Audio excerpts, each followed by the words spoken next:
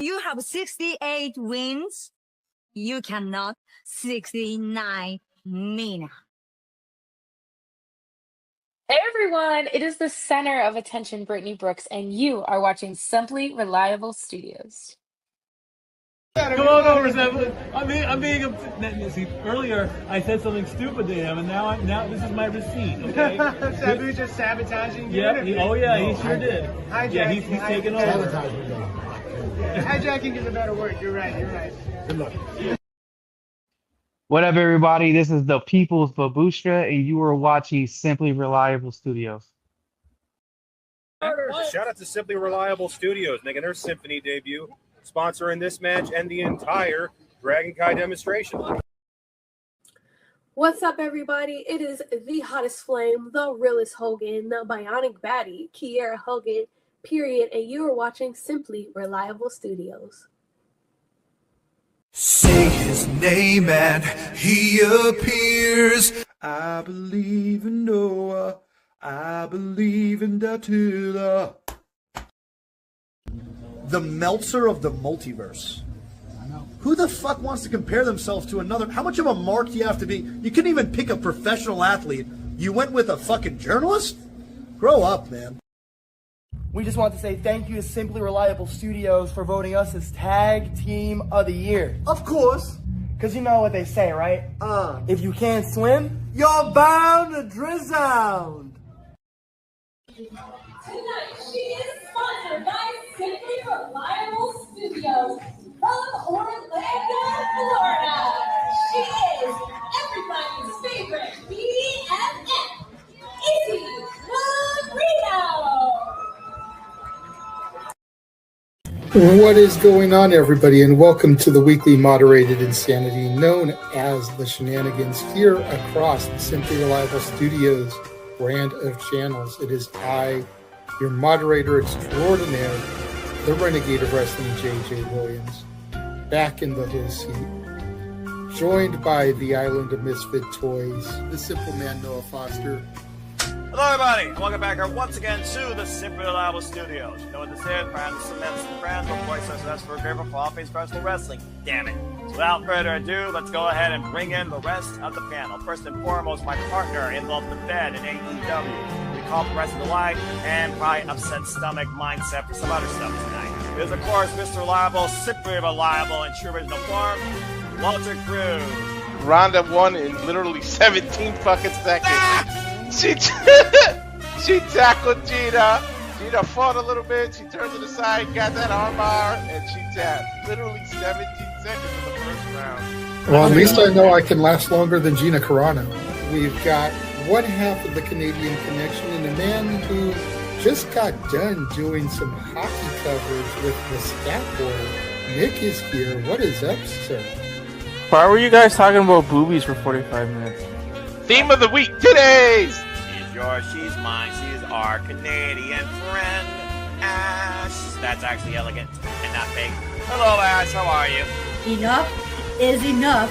I've had it with these motherfucking AEW wrestlers winning my motherfucking New Japan title. Make sure you tune in every week because you never know who's going to drop in to join the Shenanigans. We do have the man who started it all. Jeff Meacham is with us. I am impressed with what's going on at the JCW. I'm happy for Russo. I'm happy for Vito. I am a viewer, again, when I can get home and sit my ass down for a half hour, whatever it is, and enjoy that shit. Popping out before midnight virtually on this app. It is my cohort as fellow gamer and crazy wrestling watching aficionado, Charles Schultz, who will also be joining me tonight in the fray as I welcome you into the Shenanigans once again at the end of this fine Saturday. I just want to keep seeing Mr. Guana show up every single time and just Polyaska. I'm still agreeing with JJ. We still need that freaking multi-person puppet match. A puppet is not a competitor! Sex dolls are competitors if you go to the right company. Teleporting in via the morphing grid, our very own Pink Ranger is here. everybody. You know, I know the firing of Scott Moore is controversial, but I feel like he needed to go in order for TNA to grow. Don't get me wrong, we had some good stuff under Scott Moore, but the company was just stagnant. And look how much they've grown. If this is what it took for her to acknowledge some of my NXT talent, then I'm here for it. Because we know she doesn't work Tuesdays. So the fact that she watches Thursdays and is still getting exposed to my talent, like, hey, something happened, right? She told me the other night that Trick A was some of the best stuff in TNA. Yeah, I actually really did like Trick A. I was completely shocked and blown away to discover it was Chad Gable under that mask. I had no idea. I would have never guessed it. I never saw it coming. This was just mind-numbing. This was like the reveal that Juan Cena was John Cena. I never in a million years would have guessed that Chad Gable was in that match. Is Tweet ever going to lose that title?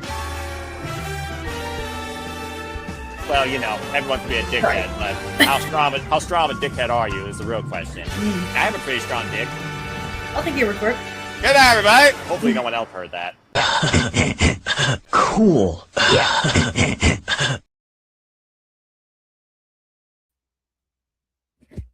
Boy, if there ever was a cool down for there to not be anything going on in the conversation right now, it is this, but I digress. Here goes nothing. Good evening, everybody, and welcome back once again to the weekly moderated conversation wrestling madness. That is the Saturday Shenanigans.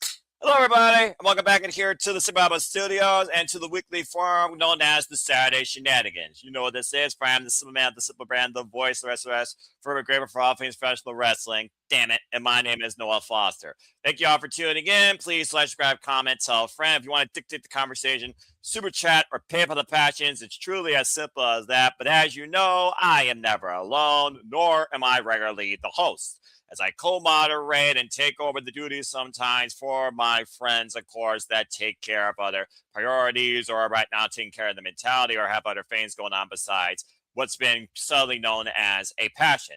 Good to see, of course, Dave Scheffler in the chat, as well as Safet. And again, thank you, everybody that's tuning in.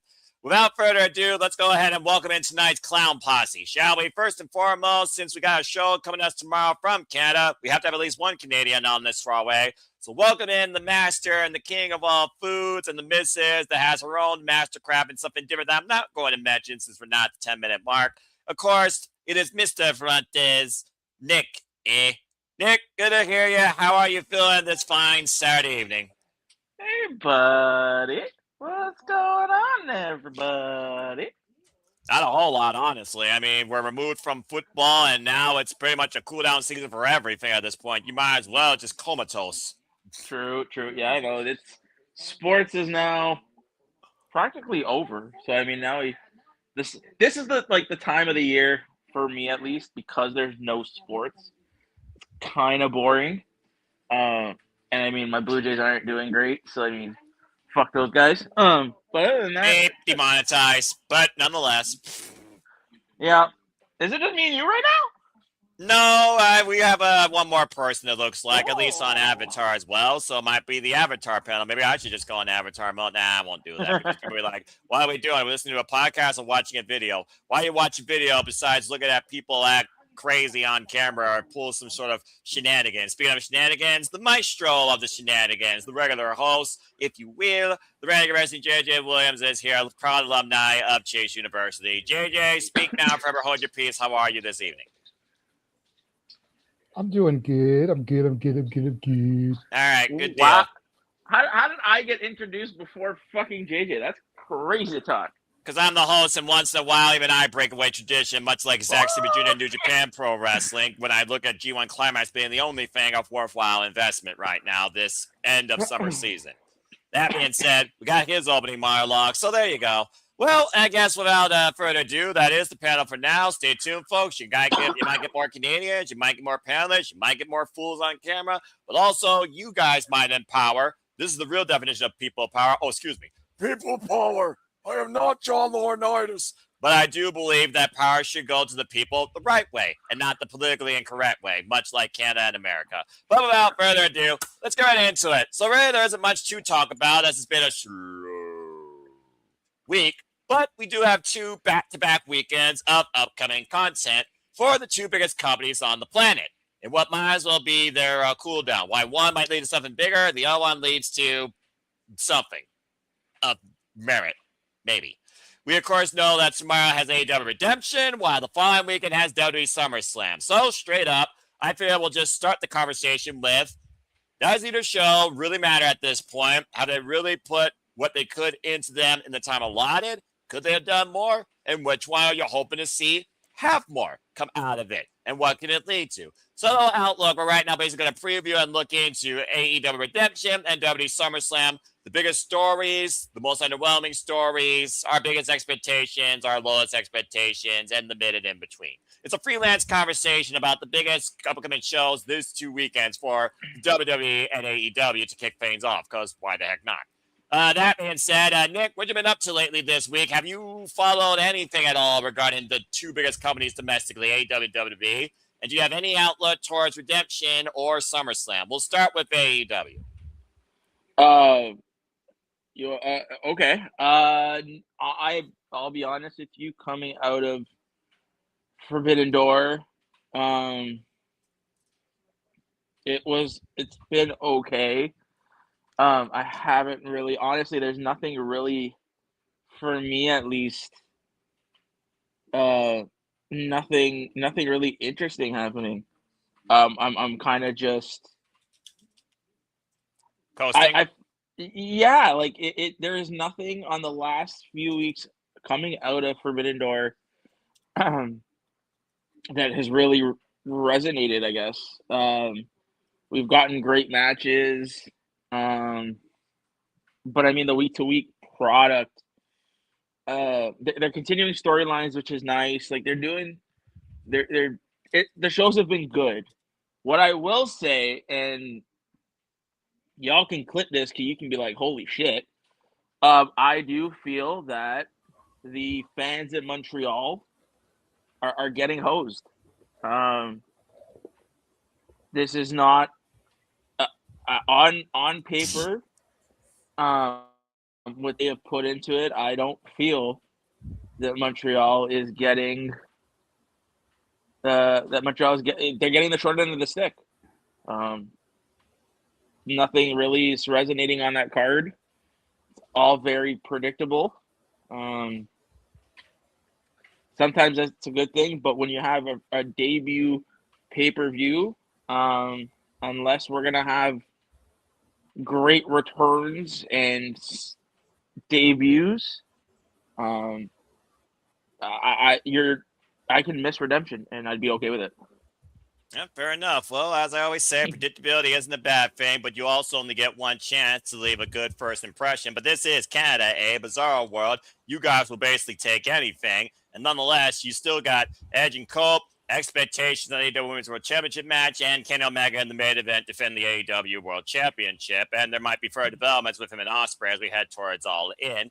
But again, hindsight's 2020, and we'll see what happens. Plus, they got their traditional Judas sing along. So at the end of the day, they get their money's worth just from that, probably. It's always an outlook of the home audience versus the live audience. And regardless, you guys up in Canada always bring the noise, and we'll probably have a good time. But thank you for that, Nick. Well, that being said, JJ, good to see you from the Morphin Grid. So how are you feeling about AEW right now and Redemption and the activities to come to tomorrow night and what has been coming up to tomorrow night? Well, good to be seen. There it is. Go ahead and get that, stickler out there because I know you love it. Gotta keep up your stick, man. Before I get into my diatribe, I do have a question to the Canadian beneath me. I love Joe Hendry. Was that actually a picture of your wife that she posted to her Instagram story? I gotta go back. What the fuck are you talking about? On her Instagram? That's right. Yeah, it's Celine.book, the one that you never remember to shill. Is that Oh, yeah. actually a picture of her? Probably. More than likely. Well, because you got to remember, like, we've never really seen her. Like, we see her walking by, so I'm just curious. Is that actually a picture of her?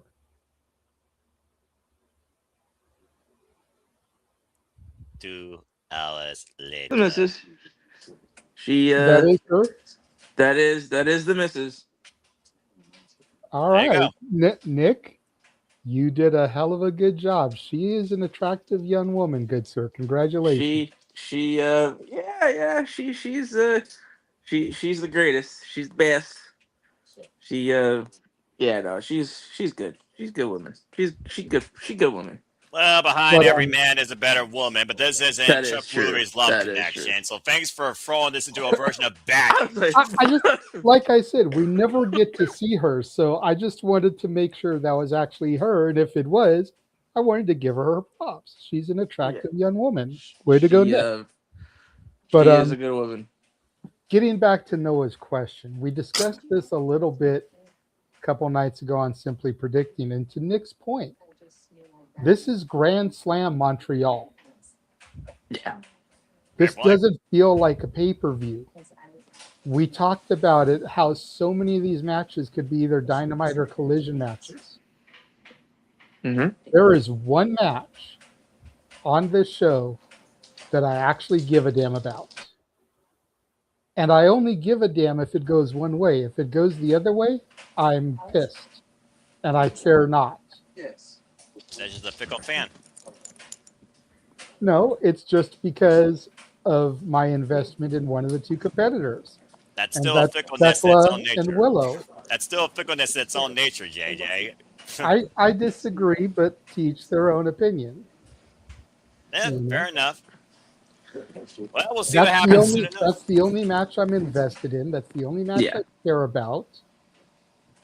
I could care less about the main event, Kenny versus Kevin, because we know who's winning. I could care less about the tag title match because we know who's winning. Mm-hmm.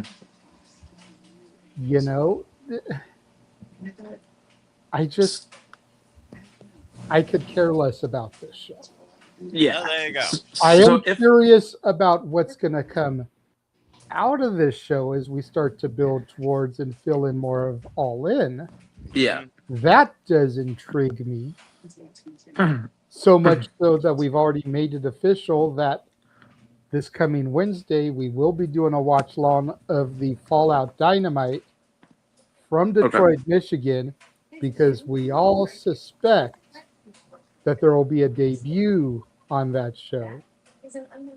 Keep your expectations at a mid if you know what's good for you, especially as somebody right here in the Midwest from Ohio. Just saying. Which, speaking of, I met a couple of people today, and it was a son who's going to be doing stuff in the military. He's on his way to Dayton. And I was like, oh, whereabouts in Ohio are you going to be? And they told me Dayton. I was like, I got a friend who lives in Toledo. Yeah. So, had a little bit of a moment there. But so you had your turn, Nick. Come on camera, raise your hand. Be a good little boy. No, my throat. That was my throat. All right, very good. But, Otherwise, I would have chastised you. Continue.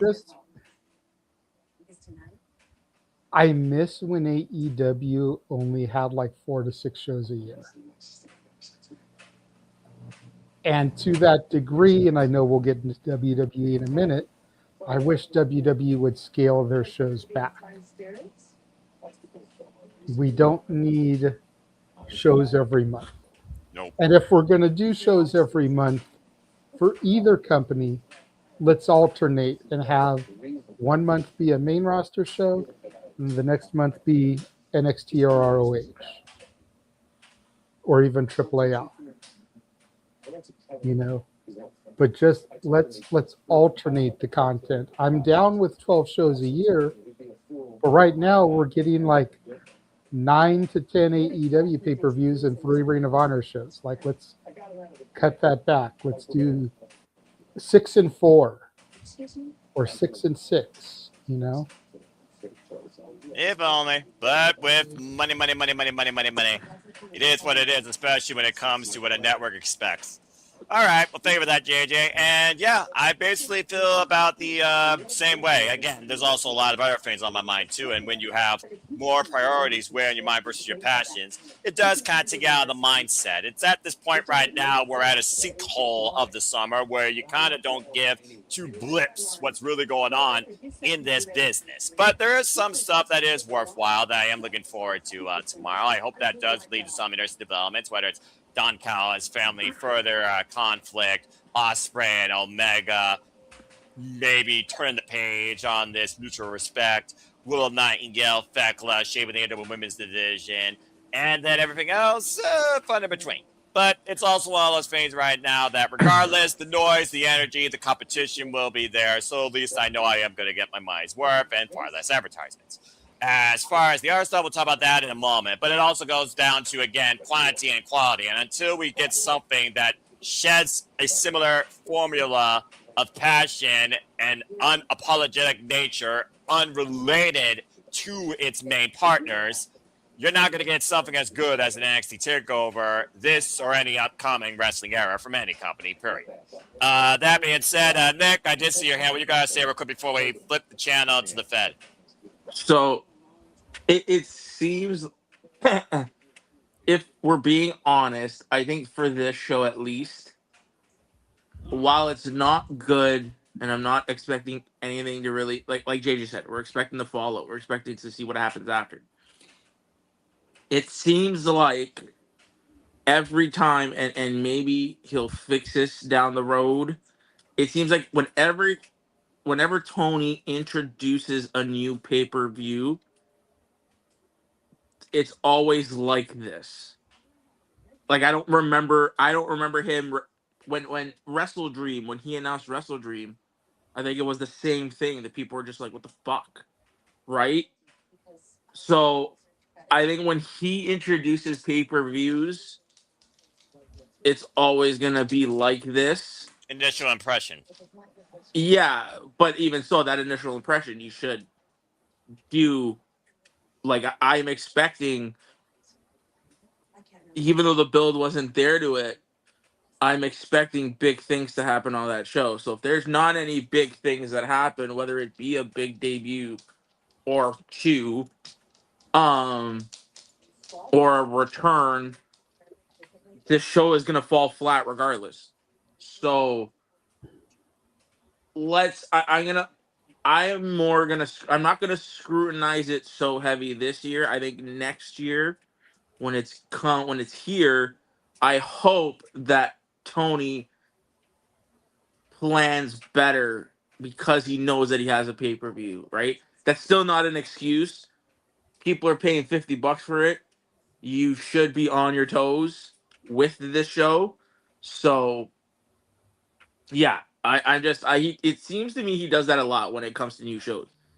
Whether it be something of like this. And again, who knows? We have to keep in mind, I don't care what anybody says. The main event of this show should have and would have been MJF versus Kenny. But they opted to do it at Beach Break or Spring Break. So Beach Break. You're right. You're right the first time. Yeah, so there must have been an injury. MJF must have been hurt because I can't see. Like I'm pretty sure that there's been injuries happening that we don't know about. Like there has to be some underlying things that have happened that we don't know about. How you'll know? Because how you know? How you'll know? To make this show not there. So again, we'll find out what happens tomorrow. Again, I do feel bad for the people in Montreal because I do think they're getting hosed a little bit. Well, as long as they're invested, entertaining, get their money's worth in the live audience, you don't see people chanting anything against AEW like boring or just sitting there on their phones or looking up at the lights. Though there's a couple matches that they might do that based on Carter as well. It seems that every time we do like an AEW pay-per-view, though, that crowd is invested all the way for the end. So we'll see what happens, even with the cooldown match.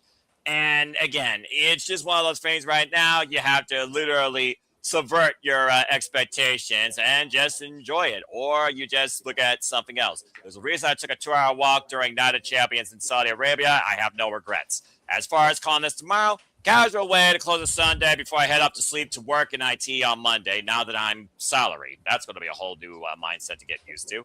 But nonetheless, it's all about expectations on your quantity and quality of belief and disbelief. And with AEW, the quality is always at a high average of good when it comes to me watching.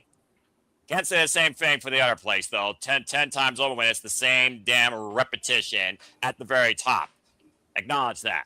But that being said, thank you, Nick. Thank you, JJ. All right, let's flip the channel now to the Fed. As, of course, we got SummerSlam, also known as Summer Season WrestleMania, because SummerSlam now is 2 nights. We still don't know the card order. We know that we have literally the same people at the very top, and internal company, K-From or not, they're sick of it according to what I've read. One of the most interesting matches, though, that seems like an exhibition that has my most investment is definitely Gunther versus Nick Aldis, because Magnus, a.k.a. the former NWA World Champion, a.k.a. the former TNA World Champion, Nick Aldis in the ring with Gunther, 2 men as traditional as wrestling goes back to. Yes, please. And then there's everything else. We know, of course, that we now have a number one. Oh, excuse me. Spoiler alert for those who didn't watch SmackDown in 3, 2, 1. Finn Balor won a fatal 4-way to face Sami Zayn at SummerSlam, and one of those 2 men will be the new number 1 contender for the undisputed WWE Championship, regardless of result, between Cody Rhodes and CM Punk. So there's that right there. Timu Baddie Squad brought to you by Wingstop, along with that dud. Apparently, it attacked Charlotte Flair, and while Charlotte Flair did qualify for the ladder match, Nia Jax got screwed again. So I don't know if Jade's character is actually working in her favor right now, because she just helped Charlotte to a win and primarily on Nia, but then again, who cares about either of those? As far as other stuff, honestly, this show, it's like a top 4 when you look at the biggest matches here. Liv Morgan versus Io Sky for the Women's World Heavyweight Championship. Cody Rhodes challenging CM Punk for the Undisputed WWE Championship. Roman Reigns defends the World Heavyweight Championship against Seth freaking Rollins. And Obafemi, who apparently I did learn and I did read, he did sacrifice the championship opportunity. He no longer has one. Obafemi will take on Brock Lesnar inside Hell in a Cell to conclude their trilogy. And then there's everything else, including crowning an interim WWE Women's Undisputed Championship in a ladder match. The only one that matters, that one right now, is Chelsea Green. That being said, have either of you kept up with any news updates, match updates, or any subvertive expectations for WrestleMania Summer? I mean SummerSlam. Of course, SummerSlam being 2 nights, maybe I might as well call it that. Will it be better than WrestleMania overall? Will it be just as mid as Night 1 and Night 2 was the pick-me-up? Or will it be more of the same last year, where last year, both Night 1 and Night 2 were kind of okay overall, both nights considering? Let's go around the horn and see what you all think about this. And Dave doesn't need a super chat about this unless he wants to. But hey, Dave, thank you, Bob, for your super chat earlier. Appreciate you being part of the conversation. And let your thoughts be known also in the chat as well. And again, if you want to dictate the conversation further, super chat or PayPal Passions, it's as simple as that. Yeah, Dave, what are your thoughts on SummerSlam WrestleMania? SummerSlam this year regarding what right now is booked and the fact we don't really have a match card for either night at this point. Is one night has the potential to be better than the other? Will they both be mid? Do you care about Roman and Seth and Cody and Punk, despite the fact we got 2 heels, 2 faces, dynamics in those matchups? Do you care about Brock Lesnar but Femi? Do you care about Chelsea Green becoming interim WWE Women's Undisputed Champion? Do you care about anything? Go ahead and speak. I care about this show more than I care about Redemption. Well, that's not a high bar. You know, Considering at least this doesn't look like a TV special. You sure about that? I'm 100% sure about it. Let's see how the cards are matched out. Continue. You know, I mean, because one might be a Monday Night Raw.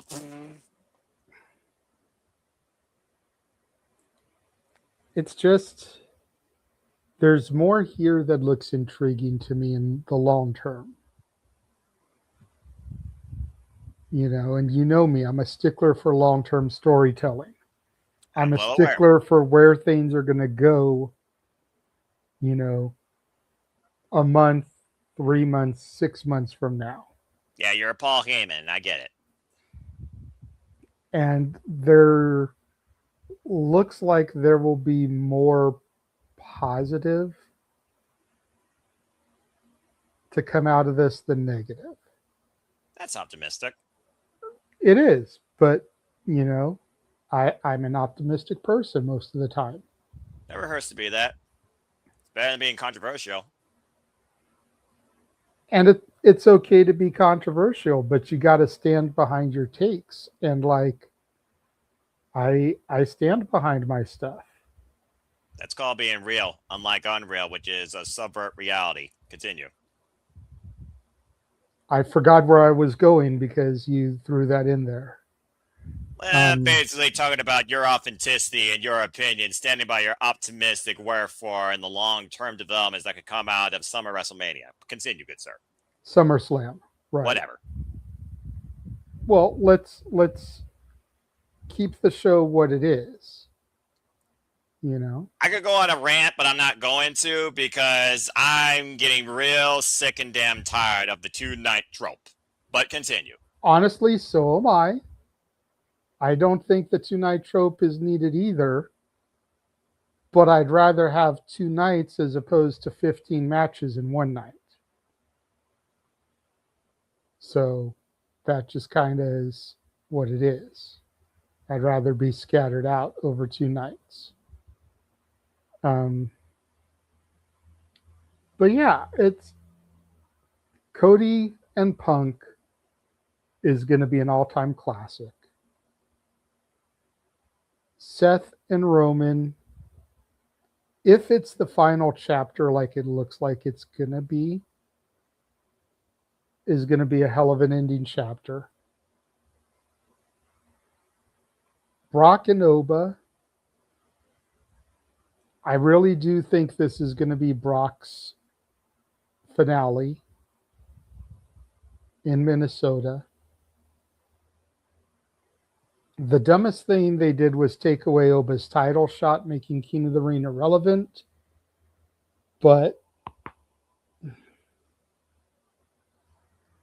you've got too many masters you've got to serve at this level. And that's the biggest problem. And that's what the fans, the IWC, don't want to recognize.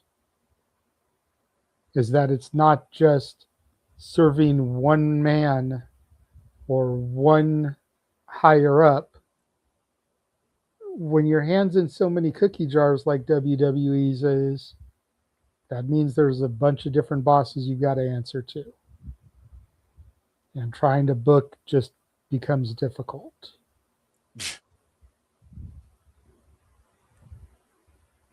But I'm looking forward to it. I'm going to be here for it, whether I get to watch it or I'm just in studio producing. It's going to be a good time. All right, Nick. Ball's in your court, bruv. Go ahead and lend your thoughts towards SummerSlam. What's your outlook on this annual 2-night extravaganza coming up next weekend? Well, I always like to preface this by saying WWE is not my thing, my cup of tea. So I don't want people to think that I'm just ripping on it for the sake of ripping on it. However, the show, again, it's the same thing that I say about AEW. The week-to-week product is fucking abysmal. SmackDown is a waste of time. And Monday Night Raw is not any better. It's the same thing again. The weekly product in 2026 for both companies is not up to the standard that it should be. Both companies need a lot of improvement.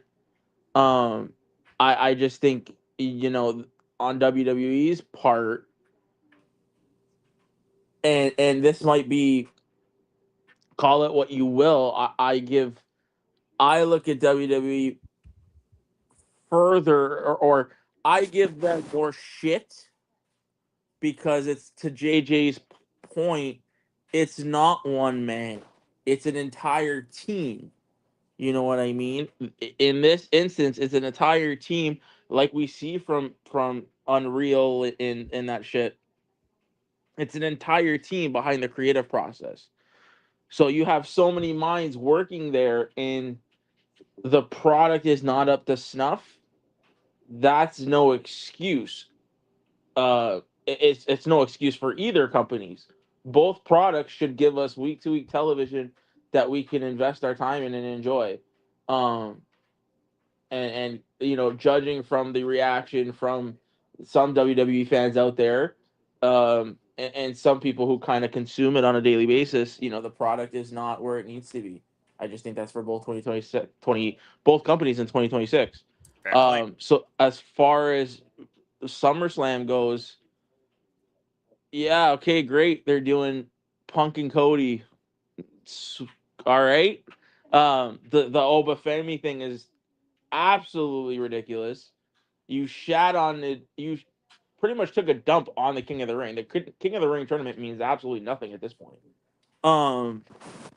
Baron Corbin getting a title shot for absolutely no reason. Oh yeah, that's right. That was booked officially too. He's taking on Trick Williams for the United States Championship. Yeah, he just came back. Like, you're already putting it. So, I mean, if Baron Corbin doesn't win, it's a fucking waste of time, right? And then you have the Danhausen Dom match. It's just that company, I think, is appeasing to a different demographic, and that's not something, at least for me, anyways. It's not. I'm not interested in anything that they're doing. Again, both companies could be better in 2026. We had if you check out our interview back on Thursday where we talked to Jeffrey John. He's a guy who watches the weekly product, right? And we kind of, he said in so many words, that the WWE product again isn't where it needs to be. Paraphrasing. But yeah, SummerSlam sucks. I hope coming out of SummerSlam, the TV gets better. But if you're asking me, am I gonna watch it? No, it's not something that I'm gonna willingly want to watch. But hopefully they have a good show, and hopefully coming out of that show, Monday Night Raw and Friday Night SmackDown, they do something on there that's a little bit more interesting. Yeah. Justice for Sammy, though. I could say that. The last real good guy in pro wrestling, right? Though, Justice for Sammy. Well, I mean, he get a chance. All he's got to do is beat Finn Balor at SummerSlam, the same stage that Finn Balor won his only ever undisputed Universal WWE Championship, known as the Universal Championship at the time it was first introduced, all the way back in 2016 before his shoulder was popped out, and he popped it back in and still beat Seth Rollins. And this is some of the decisions that kind of make you scratch your head. Like, that is on par with the Oba Femi thing. It's like Sami Zayn got fucked. You take everything that happened to that guy in the past month since he was launched. Like, why does he? If I'm him, and this is again decisions that don't make sense. And I mean, they're a bigger creative team. They should be figuring this out. Like, why does Sammy need to go through Finn when he's just been fucked every single turn? Like, it just, things there don't make sense. I don't get it. So, the world's not meant to make sense, especially for pro wrestling. And both places are basically, I feel like, in cruise control these 2 weekends. But I do feel like one night, and booked correctly overall, could be the more, okay, this is kind of good. And apparently, looking at WWE's website, they got 12 matches booked. They just haven't figured out the cards yet. So whether or not one more is added, maybe the Women's Intercontinental Championship, I don't know. We'll have to wait and see. But apparently, Fed also agrees with you, saying that Sami Zayn got screwed. Again, though, just playing devil's advocate, he did say no matter what happens, I can now call myself, I was the undisputed WWE champion. he was for a cup of coffee, and CM Punk took it in Chicago.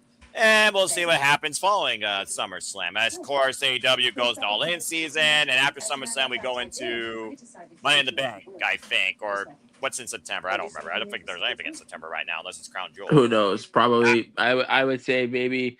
Like, have they done a WrestlePalooza yet? Like, who knows? Oh, that's right. That's what it is. I think you're right. I think it's WrestlePalooza, the kickoff of ESPN. That, ironically enough, will be ESPN's 1-year anniversary. But I feel like either JJ way, wants to say something. This is WrestlePalooza has not been announced yet. No. I do know they are doing Triple Mania in September. Mm-hmm. So they may be focusing attention there. And I believe NXT has something in September as well. I think they announced something to go, Worlds Collide is going to be competing with All Out. Yeah, that's in September, yeah. Yeah, okay, yeah. So you two. So they may or may not do anything in September because of those. Again, main roster and NXT don't even work together anymore. I expect them to do something. I bet it's going to be WrestlePalooza because last year, September, I'm pretty sure that's when it happened. Hopefully, it's better than last year's. But Yes, nonetheless, WrestlePalooza was in September last year. I called it what I called it for a reason, and I stand by it till they prove me otherwise, JJ. 1 year later. Hey, that was a debut pay-per-view too, by the way. Just putting that out there. But anyway, again, subvert your expectations, follow what you choose, folks, and see what you enjoy and conversate with others what they enjoy and see if you all find a happy median and don't chastise people. Either way, these 2 weekends, they should have some fun coming out of them between tomorrow and next weekend. As far as SummerSlam, I basically named the 4 matches that seem like the most merit of matter, so I'm curious to see what happens in them. But to JJ's point, is this really Brock Lesnar's last match? ... To be continued. Black screen, small window. JJ only there in his own expectations of Brock Lesnar retiring. Stay tuned and find out in the next week of Saturday Shenanigans, as he did the Troy Yano. All right. Well, that being said, that basically covers the 2 big weekends that are coming up back to back with the 2 biggest shows and the 2 biggest companies at this point. So right now, I think we will take this opportunity to take a short break. When we come back, we're going to change the channel to talk a little bit more about radio takeover, because apparently WWE is dipping their toes in their IP in a whole nother form of content and another whole form of community and communication. Because when we return very soon, you will get to bear listen to WWE Radio. What could that mean, and will you change the channel? We'll go into that conversation and so much more as the Saturday Shenanigans continue. Outdated trailer, everyone. Just, it is what it is. Thank you for that little disclaimer. And now for a taste of things to come.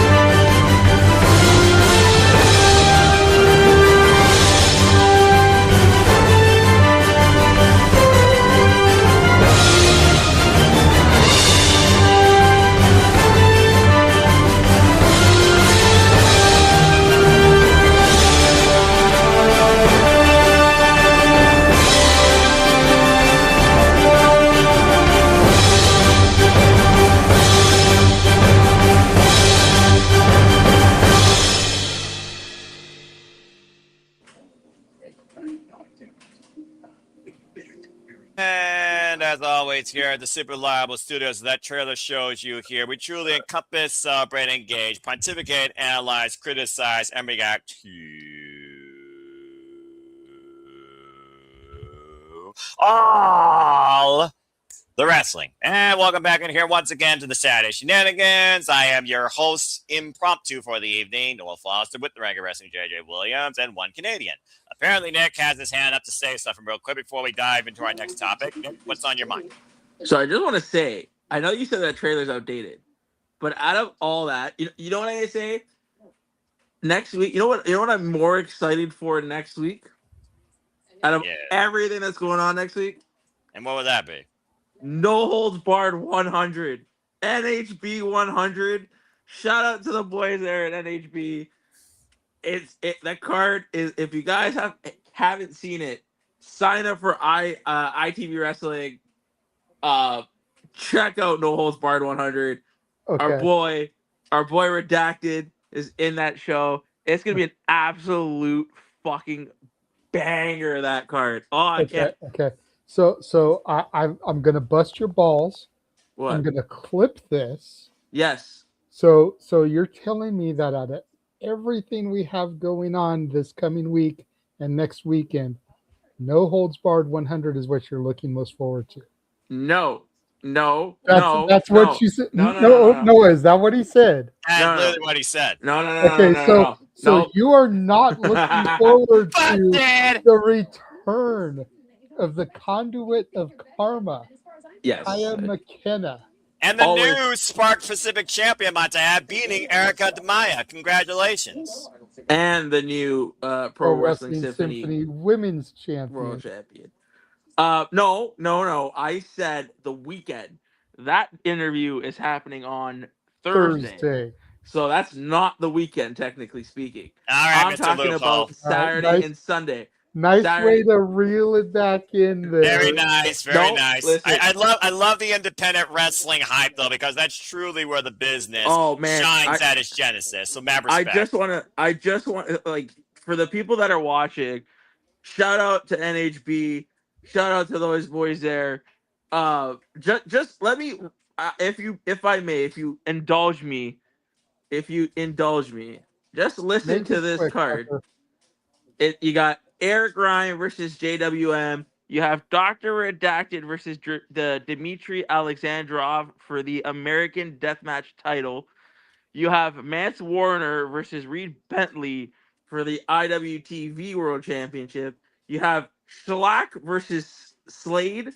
You have a four-way with Hoodfoot versus Lowlife Louie versus Kaplan versus Casanova Valentine. And then you have this match, and this I'm looking forward to. She is an absolute devil in the ring. Lucky 13 versus Angel Metro. Like, dude, NHB 100 is looking stacked. So that is, out of all the shows next weekend, on Friday, Saturday, NHB, I can't wait to watch that show. That's going to be fucking sick. All right. Shout out to those guys over there.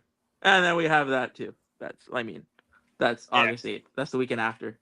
And again, thank you so much, by the way, to Pro Wrestling Symphony in conjunction with other great professional wrestling promotions that are showcased in the town of now that could be the superstars of tomorrow, the next great wrestlers for the bigger companies of the future, including Kaya McKenna, who will be defending her Pro Wrestling Symphony Women's Championship at no remorse against Sigrid. And you will stay tuned for that and so much more, courtesy of Independent Wrestling TV. Subscribe today on WTV. That is Saturday, August 8th, 2026. Pro Wrestling Symphony, a proud partner here at the Super Reliable Studios. We're happy to support them. Yes, JJ, you know what you the guys best say? part is about these graphics going up and down like that? It separates me and you. No, it covers Nick. Well, yeah. You can't see me. Well, now we can, John Cena. Oh, there you go. But yes, if folks. you guys can though, if you guys are watching this live, clip it, send it to Mr. Danny D'Amato. Shout out to him. He's doing a great job with NHB. It's that card's looking really nice. So shout out to those guys. Can't wait to watch it. Very nice, very evil. All right, very good. There's no curse there, but karma is indeed Kaya McKenna. That being said, let's see if your ears will be cursed or blessed as WWE brings to you on Sirius XM WWE Radio. it was officially announced, and I do mean this, Lily JJ, officially announced on WWE.com, launching July 27th. Sirius XM and WWE have teamed up officially for WWE Radio. Apparently, this will allow us to hear live play-by-play audio coverage for all WWE's biggest PLEs, including starting actually next weekend, SummerSlam. So if you don't, I think it's hilarious that this is our topic right now. Not to step on you, as the man who just entered the green room was the one that kind of broke this to the chat rooms and to me directly.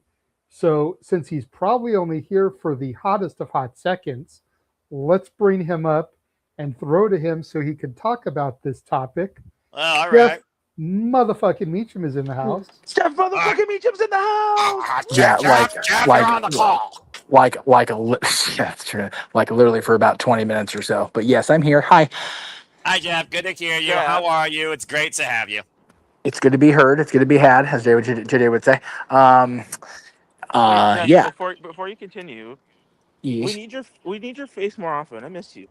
Well, you can't have my face now, but next week you probably get sick of me. I'm gonna be on doing the watch along reactions with Greg both nights, and on Shenanigans and Meech's musings after SummerSlam Sunday. So you'll be sick of me before too long, Nick. I promise. And people say I work the hardest. Jeff is always the hardest working man.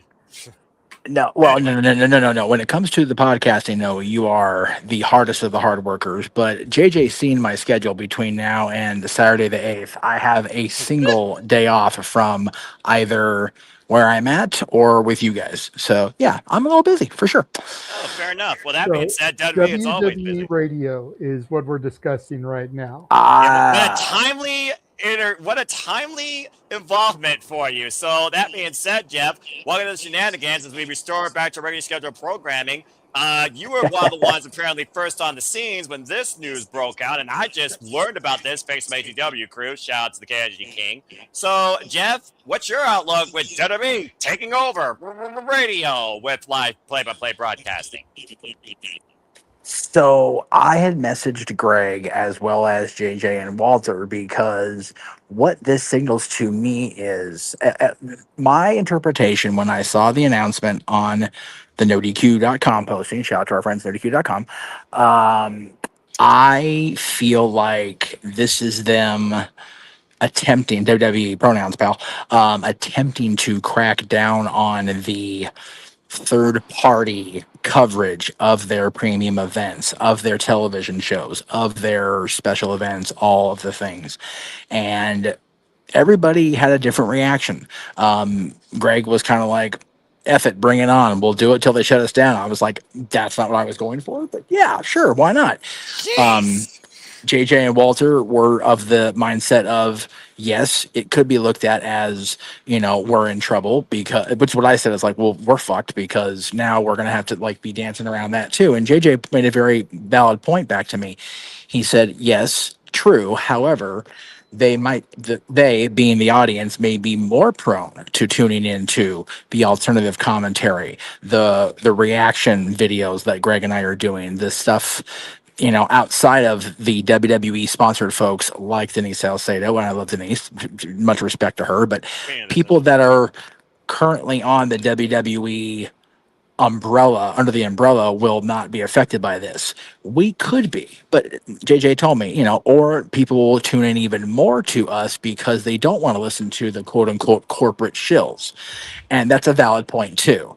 I'm looking forward to seeing how next weekend goes. I purposely took the 2 days off from here, where I'm at in my undisclosed location, because I wanted to be part of SummerSlam. SummerSlam was always going to be a hot show. It's always going to be one of the bigger events of the year, even with the current critique of WWE Creative. So I was curious to see how it laid out. We added about 42 matches last night on SmackDown alone, so I'm like, I'm here for the full card now.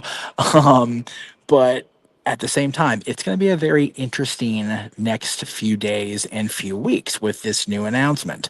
I'm a little bummed as a fan of all the wrestling, damn it, but I'm not surprised that Busted Open Radio has basically become WWE Radio. They tried this many moons ago. I don't know how old our audience is, or a lot of even the panelists are. But back in 1993, when Jim Ross came to the WWF, part of it was they established Radio WWF. And there was alternative commentary on a radio station. And also on a pay per listen basis. Like I think Gorilla and JR would call the shows like WrestleMania, King of the Ring, and the like. But 33 years ago, the radio technology was just that. It was radio. It was terrestrial.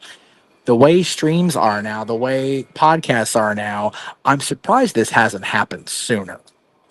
Right? Especially with how long Sirius has been around. I mean, it feels like you would figure they would have tapped into this media venture when they made their WWE logo nice, shiny, and brand new. I thought this would be around the WWE Network days, honestly. Considering how many pay-per-listens we had between ECW and WCW during the Monday Night Wars era, I am legit surprised we haven't had something like this come under the WWE corporate umbrella. I think it has a lot to do with the TKO takeover and a lot of the let's minimize any third-party attempts to capitalize on our revenue streams. As JJ would say, that's fair. Yeah. All right. Well, thank you for that, Jeff. Well, JJ, I mean, again, it's another market WWE's finally tapping into. It is another form to literally blast their product out there. And for all we know, people might want to listen to Booker T and Vic Joseph Gosling over SummerSlam versus Michael Cole and Wade Barrett. I think I'd rather listen to the latter just because I can stand Wade Barrett. That being said, what do you think about this new venture that WWE is bringing forward? How does it really affect you as a fan, but also, as you kind of are putting out here with Jeff, a content focus covering creator? Well, like Jeff brought up when he was doing his little speech there, I'm really not affected by it right now. I'm not of the Greg Cherry mindset where I'm like, bring it on, we'll go to war with them. But like, I think the people it's going to affect more are the people that have more traffic to their streams. The people that constantly clip their reactions, use footage of the events for their reels. These are the people I think it's going to affect more. Your mini portables, your wheezy blondes, these type of people. We never do that. We show the graphic of the match that we're calling and talking about. We don't repurpose the footage into reels with the match footage at the same time. Right. If we do turn a funny moment spot into a clip, it's just us, what you're seeing on the screen right now. And you're too short. We don't incorporate the footage. So I personally think we're going to be fine. The Greg Cherries of the world are going to be fine. And Safet kind of making my point in the chat, and you brought the comment up, I brought it up, I'll bring it up again. He'd rather listen to us than WWE radio because we're not corporate shills. Anybody that's tuned in, the 15 whatever watching us right now, watched me and you go back and forth when it came to WWE in the last segment. The way you could really give less than two fucks about it, butchering the name of the events purposely because you probably wouldn't piss on the logo if it was on fire. No. Whereas I'm over here more passionate about this product than I am the company across the street. So the fact right there that you have that dichotomy is what's going to bring people to our coverage, because you've got the hard-edged, hard-nosed, tired of the stupid-ass bullshit, and you got the more optimistic, easily entertained, will call shit out when he finds it stupid, but usually can find a silver lining in just about anything.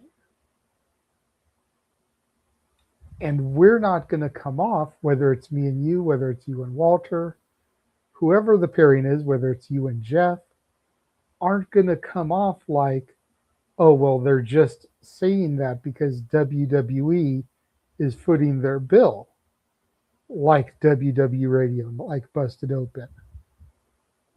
And then they can tune in tomorrow and see you and Ash, or you and Walter, or you and Nick, or whoever the team is going to be, talking up AEW.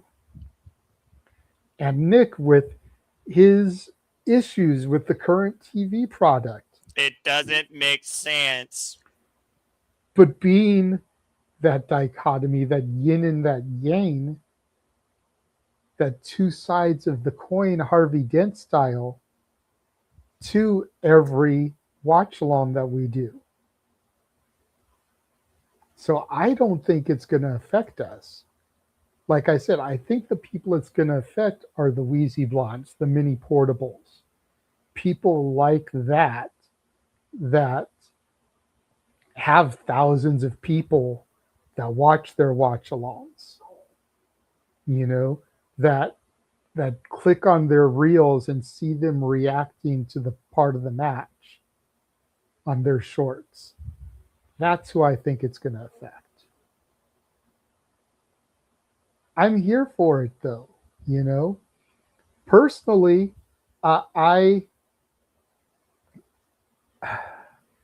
there's certain matches where I would want to watch Michael Cole and Wade Barrett, or Corey Graves and Joe Tessitore, or whoever. But I'm telling you right now, for Baron Corbin and Trick Williams, I'd rather listen to Booker T and Vic Joseph. Because can't nobody put over Trick Williams on commentary the way Booker does. You know, so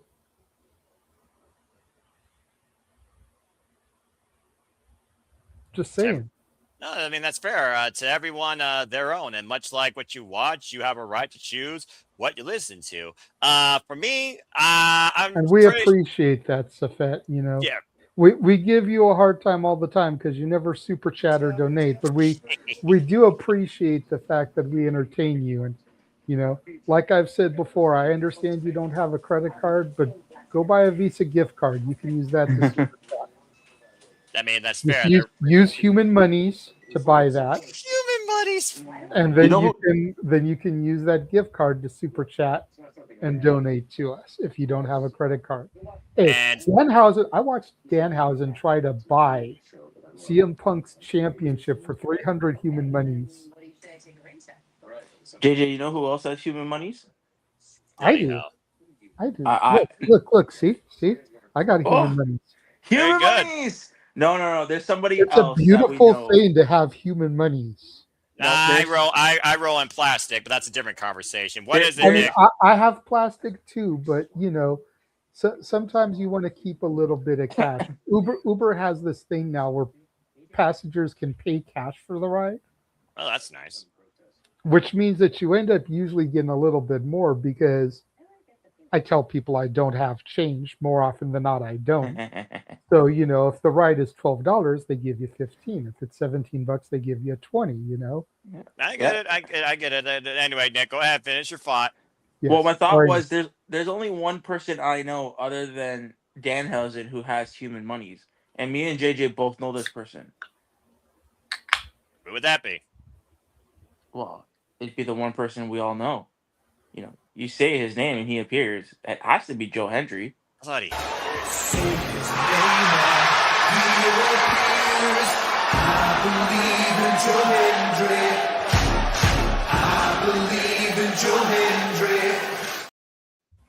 You know who else has human monies, Nick?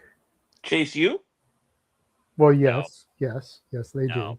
No, they don't. They're dead. But you know who else has human monies, Nick?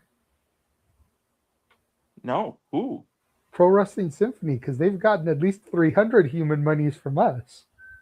Oh, he's sponsoring right. matches and shit. That's hey man, love us. And we We love love. from Pro Wrestling Symphony. August 8th, go check them out, Eastside Bowl. Stat Boy may be there too. You can meet Stat Boy. Cheap plug. We love Connor, Rory, and Pat. We love them all. We just need to hurry up and And fucking whoever get Corey Colby. is, because Corey messaged me this most Connor, recent time. sorry, Connor. I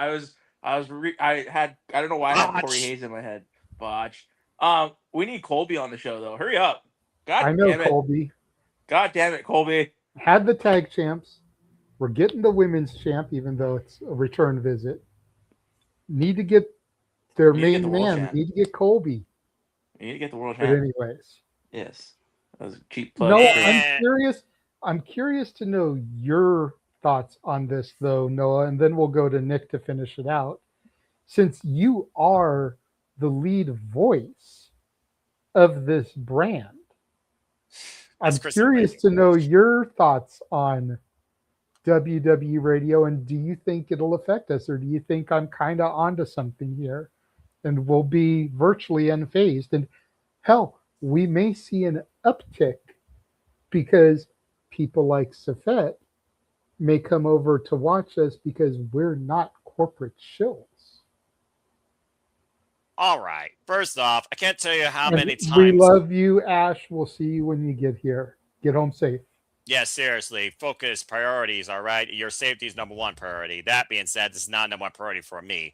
But I will say this. I can't tell you how many times between family, you yahoos, and every Lyft and Uber driver I'm with or anybody I've communicated with think that I should be in radio or should be freaking public speaking. That being said, I'm just the voice that just has his own outlook on all things in life, and apparently people listen to it. For me, I think you're on point. I don't think it affects us because at the end of the day, radio is its own market of communication. This is just a dedicated market for WWE content that you listen to already on a regular basis, whether Spotify, you watch the actual video and subtle body movement on YouTube. It's literally all their podcast forums basically on this channel with Stephanie McMahon and Cody Rhodes and Undertaker and Not Sam and the other bald idiot and some other stuff. I don't think it's going to affect us at all because at the end of the day, we're our own outlet and we're not corporately invested by anybody. We are individually invested ourselves into our outlook on this business for everybody for the cost of nothing. Donations are encouraged, hence in point, Superchatted, PayPal, simple as that, to further enhance conversation or to further engage our audience. That's what we're all about here. It's a free form platform for us to engage as a positive, open-minded, authentic, 100% unscripted, unapologetic outlook on everybody in this wrestling business with the biggest of opinions across our entire internet family. F the original name of whatever you call the dadgum community as a whole because it is toxic more than Britney Spears was during her last prenup. Damn it. And I said what I said. But nonetheless, we are our own individual entity that is getting a grasp on the wrestling business, standing up for the small players, the little guys, the individuals that just wanted a forum where they knew that they were going to get something different, something raw, something original, something with real straight talk. I don't think it affects us at all. At the end of the day, the only one it affects right now is those that might be trying to get involved in radio to cover WWE content or want to put their voice out there on a freelance radio platform for WWE content, and now WWE's like, pay us or you can't. Oh, you're not under our umbrella, you can't. Now, whether or not to start a new program for the next great podcasters or radio correspondents, because at some point you got to figure out who the hell's going to replace Michael Cole. I don't think that's going to affect us either. I don't see that happening. And no, as much as you all say, get this man a contract. I don't need to work for any company. I work for a multi-billion-dollar nonprofit in IT, and I am very, very happy. Thank you. So no, I don't think it affects us at all. At the end of the day, if it does allow more people to engage in what the frick this crazy what professional wrestling is, even under the realm of sports entertainment, by just their ears versus their vision, then I'm all for it because I hope for nothing more with anything that is out there adding to the wrestling forums that brings more fans to the product, but they also learn there's more than one company. Unaffected. Now, that being said, you got my opinion. Now let's go down and get the voice of the Canadian. Nick, do you all even have Sirius XM actually up there? Because I know Canada's different with all their sports networks and everything. I imagine Sirius XM is universally accessible like Netflix across like radio because it's an app. But what are your thoughts on W Radio? How does this affect the Canadian radio waves? It doesn't affect the Canadian radio waves at all. I mean, we Good on have you. we have Sirius XM out here, but it's a paid subscription. And I don't really know. Like I don't have it, and the only time I would even use it, um, is if I got like a 4-month free trial from the 4-month free trial. Yeah, like I wouldn't pay for Sirius. So for me it doesn't matter. What I will say, and I mean we have to call a spade here. It's like you said, this is a business. They want to control the narrative on a lot of their on their product, right? It's, And I it's mean, just it's just another way they're trying to take over the world. Everything will be WWE. Yeah, in a way, Climbing right? to the moon. If that happens, continue. In a way, they are right. They want. Let's call it a spade a spade. WWE is mainstream, whether you like it or not. They're on ESPN. They're on Sports Center. They're doing things with the Knicks and with this sport team, and they're hugging and kissing babies, and they're at UFC events. AEW like the AEW stars do that to a degree, but they're not there. They don't, and I don't think AEW will ever be there. And that, so I mean, at the end of the day, it's a business, and they're trying to they're trying to be in all aspects of mainstream media, and I don't blame them. I hope. I mean, it just means that unfortunately, with the news came out about Thunder Rosa and her no longer being a part of Busted Open, they're not going to be talking about AEW. They're all Busted Open is no more. But it's true, right? They're not going to be. When I remember Busted Open, I remember them talking about all wrestling. I remember when somebody like a Ricky Starks went on that show to get noticed, and Tony Khan noticed him, right? It was a show that everybody was allowed to be on, and unfortunately now it's a business, and now it's going to be WWE centric and only WWE. They're not going to be talking about AEW. So I mean, that's just another avenue where AEW is taken away from somewhere, right? And it's unfortunate. This just means now that Tony has to be creative, and not saying he needs to start his own fucking radio show, because we don't need that. They had them restricted for great seasons, but that's over. Rip. Well, no, they still do their close up and what have you. Yeah, Renee Paquette does a great job. I do enjoy those. Yeah, you're right about that. I'll give you that. But I'm saying, to put their name in the mainstream media, it's just gotten harder for them, and they're gonna have to figure out how to do that. But at the end of the day, WWE is a business, and they're making business moves, and you can't hate them. You can't hate them for it. You can be upset at the decision of it, because that was, at the end of the day, that was a decision that was a Dave LaGreca decision. He's behind Busted Open. He could have easily said no, but at the end of the day, it's a business. He made a business move. They've all made business moves, and hopefully, they're not gonna. I don't see them being. And people's worries about this was that Dave and that show and that channel are just not going to be authentic anymore.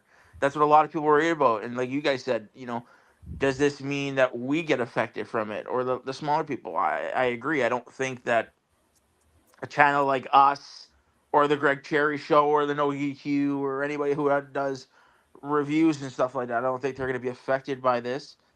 I really don't think anybody's going to be affected by like the content creators in that aspect. I don't think any of them are going to get affected because again, WWE wants it to be in the minds and in the mouths of people. So I mean, the more eyes that they get on their product, the better. So I don't see them worrying about this. But yeah, just in a roundabout way, it's fucking business. Good on them.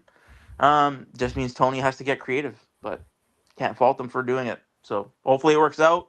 Hopefully they stay genuine. I don't see them being genuine. I see them critiquing the product in a certain way that even if it is shit as all shit can be, they're still gonna fucking eat it up and glaze it to being this great thing. So, the time for authentic takes is supporting local and smaller channels like us, where we're gonna give you our authentic takes. And if you don't like it, there's the door. Don't let it hit you on the way out.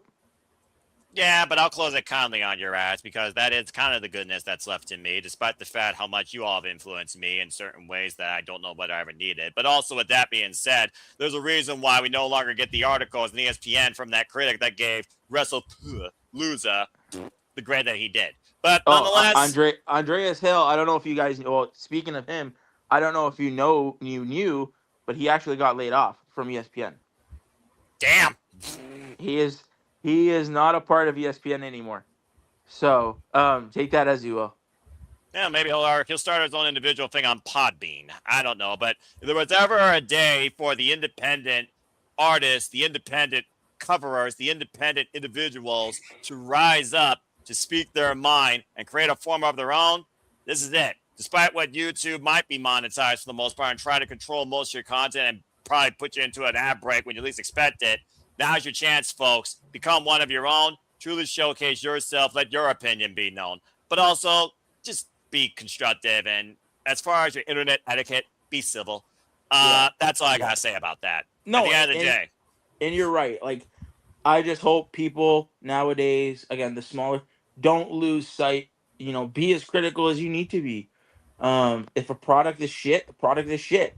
Like, don't be scared to that's when us as a channel and other channels lose their credibility, when you have people actively praising garbage, you know what I mean, to get a paycheck. I just hope that YouTube channels, other ones out there, and we know a lot of them, we could shout out a bunch of them. I just hope that nobody loses their authentic selves. And stay true to their values. And if they don't like something on television, don't be scared to say you don't like it because you're afraid that you're going to get chastised for it. You know what I mean? Like, exactly. And also, you also don't have to be the loudest person in the room to be the smartest. Sometimes you're the dumbest. But that being said, thank you, Nick. And thank you, JJ. And thank you, by the way, real quick, to Jeff motherfucking Meacham. As always, appreciate him, the pioneer that really has led forward on the world of internet wrestling podcasting outside a name that people know in California. That's a historian. All right. Well, we'll take a quick break here. And when we come back, it's open mic night. The crowd will get to dictate the conversation because that's all I had. Unless JJ and Nick has anything else in their minds. So when we return, as the shenanigans continue, get your brains flowing because we let you lead the conversation as the Saturday shenanigans continue. Stay tuned. And now for a taste of things to come.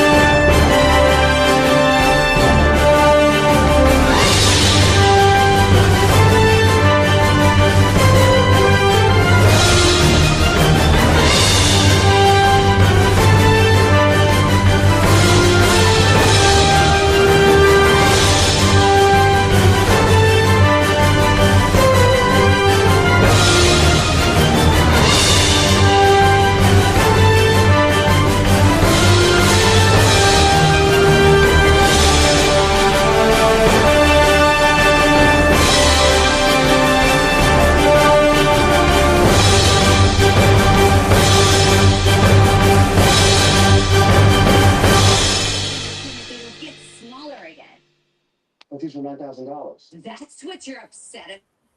You know, Frank Sinatra, Fly Me to the Moon is still a classic. Shout out to Old Blue Eyes. Oh, anyway. And as you see by that trailer here at the Simbo Studios, everything that we do, we truly encompass, celebrate, engage, pontificate, analyze, criticize, and react to all the wrestling. And welcome back in here once again to the Shenanigans. I am your host and prompter for the evening, Seminole Foster, with the regular wrestling JJ Williams and one Canadian. But sometimes one Canadian is not enough because She's yours, she's mine. She's our Canadian friend. Ash. All right, thank you for that little trope. All right. Hello, Ash. How are you this evening? Good to see you. Oh my god, it was hella busy at work today, I tell you. Wow. That's what happens when you work in Winnipeg.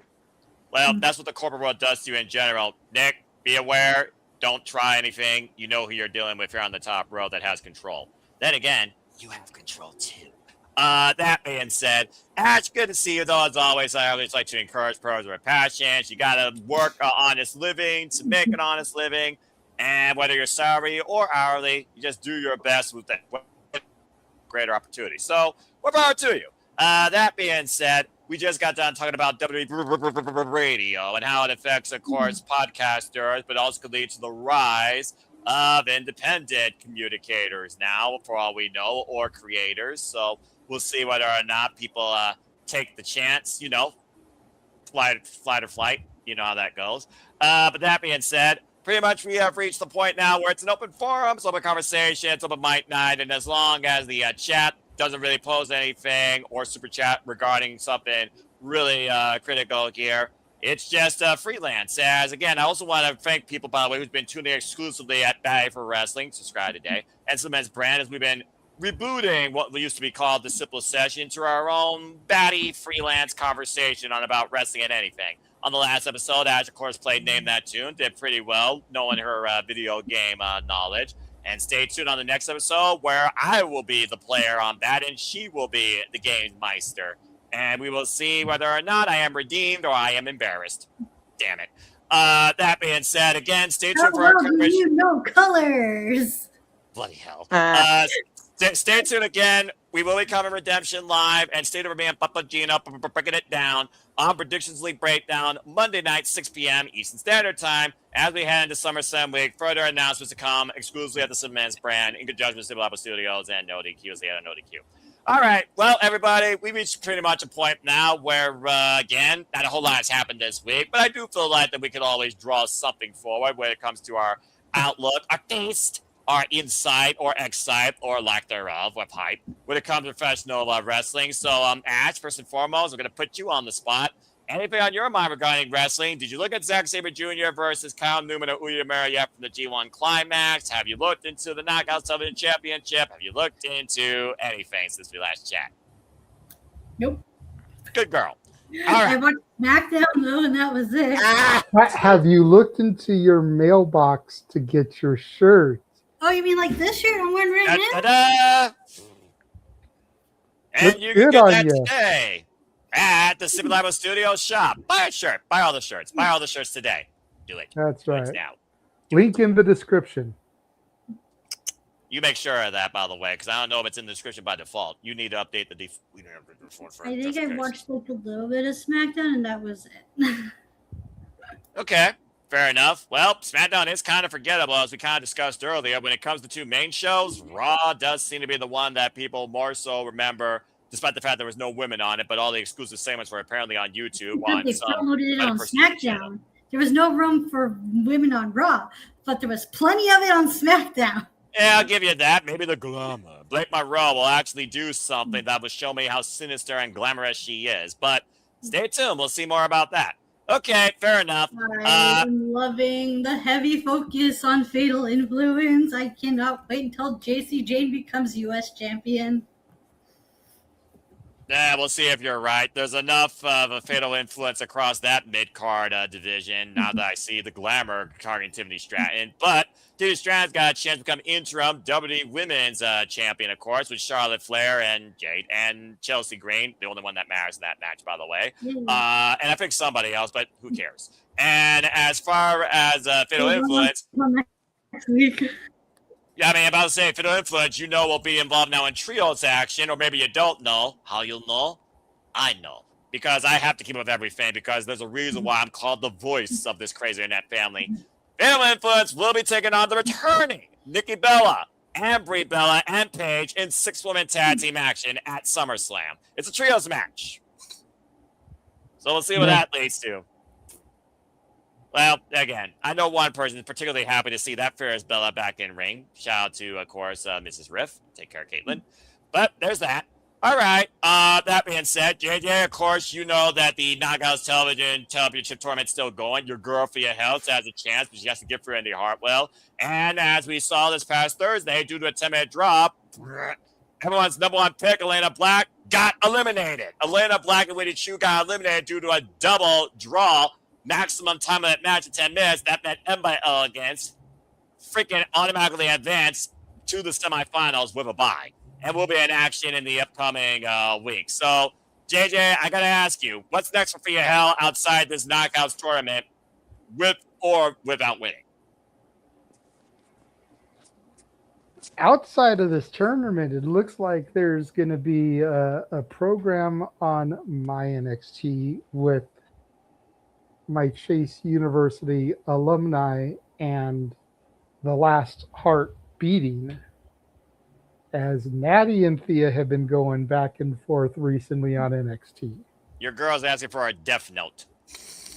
Look, all I know is my girl is making sure my girl gets TV time, okay? So I ain't mad at all this. Like, Natty and Jada Parker have been doing their thing. But if you watch this week's episode of NXT, every segment, basically, there was some tying thread with Natty and Thea, going all the way to Jada Parker and Natty, and Jada Parker putting Natty in the sharpshooter, and Thea stealing the towel that had been taken from her by Fatal Influence and throwing the towel in, or excuse me, not Fatal Influence, but I don't know what Daddy's calling her group right now, with Nikita Lyons and Carmen Petrovich. It's basically the new Fatal Influence now that Fatal Influence got called up. But Thea took the towel from Carmen that had been taken from Thea backstage and threw the towel in to give Jada the victory. That's kind of funny. I'm not going to lie. That's kind of funny. The whole thread throughout the show was Natty, Thea, the towel, trying to get Thea to join Natty and her team. But it looks like as we progress with Heatwave on the horizon, we're probably going to build to Thea and Natty at Heatwave, and consider me seated for it. Of course. You know those are my girls. In more ways than one. All right, fair enough.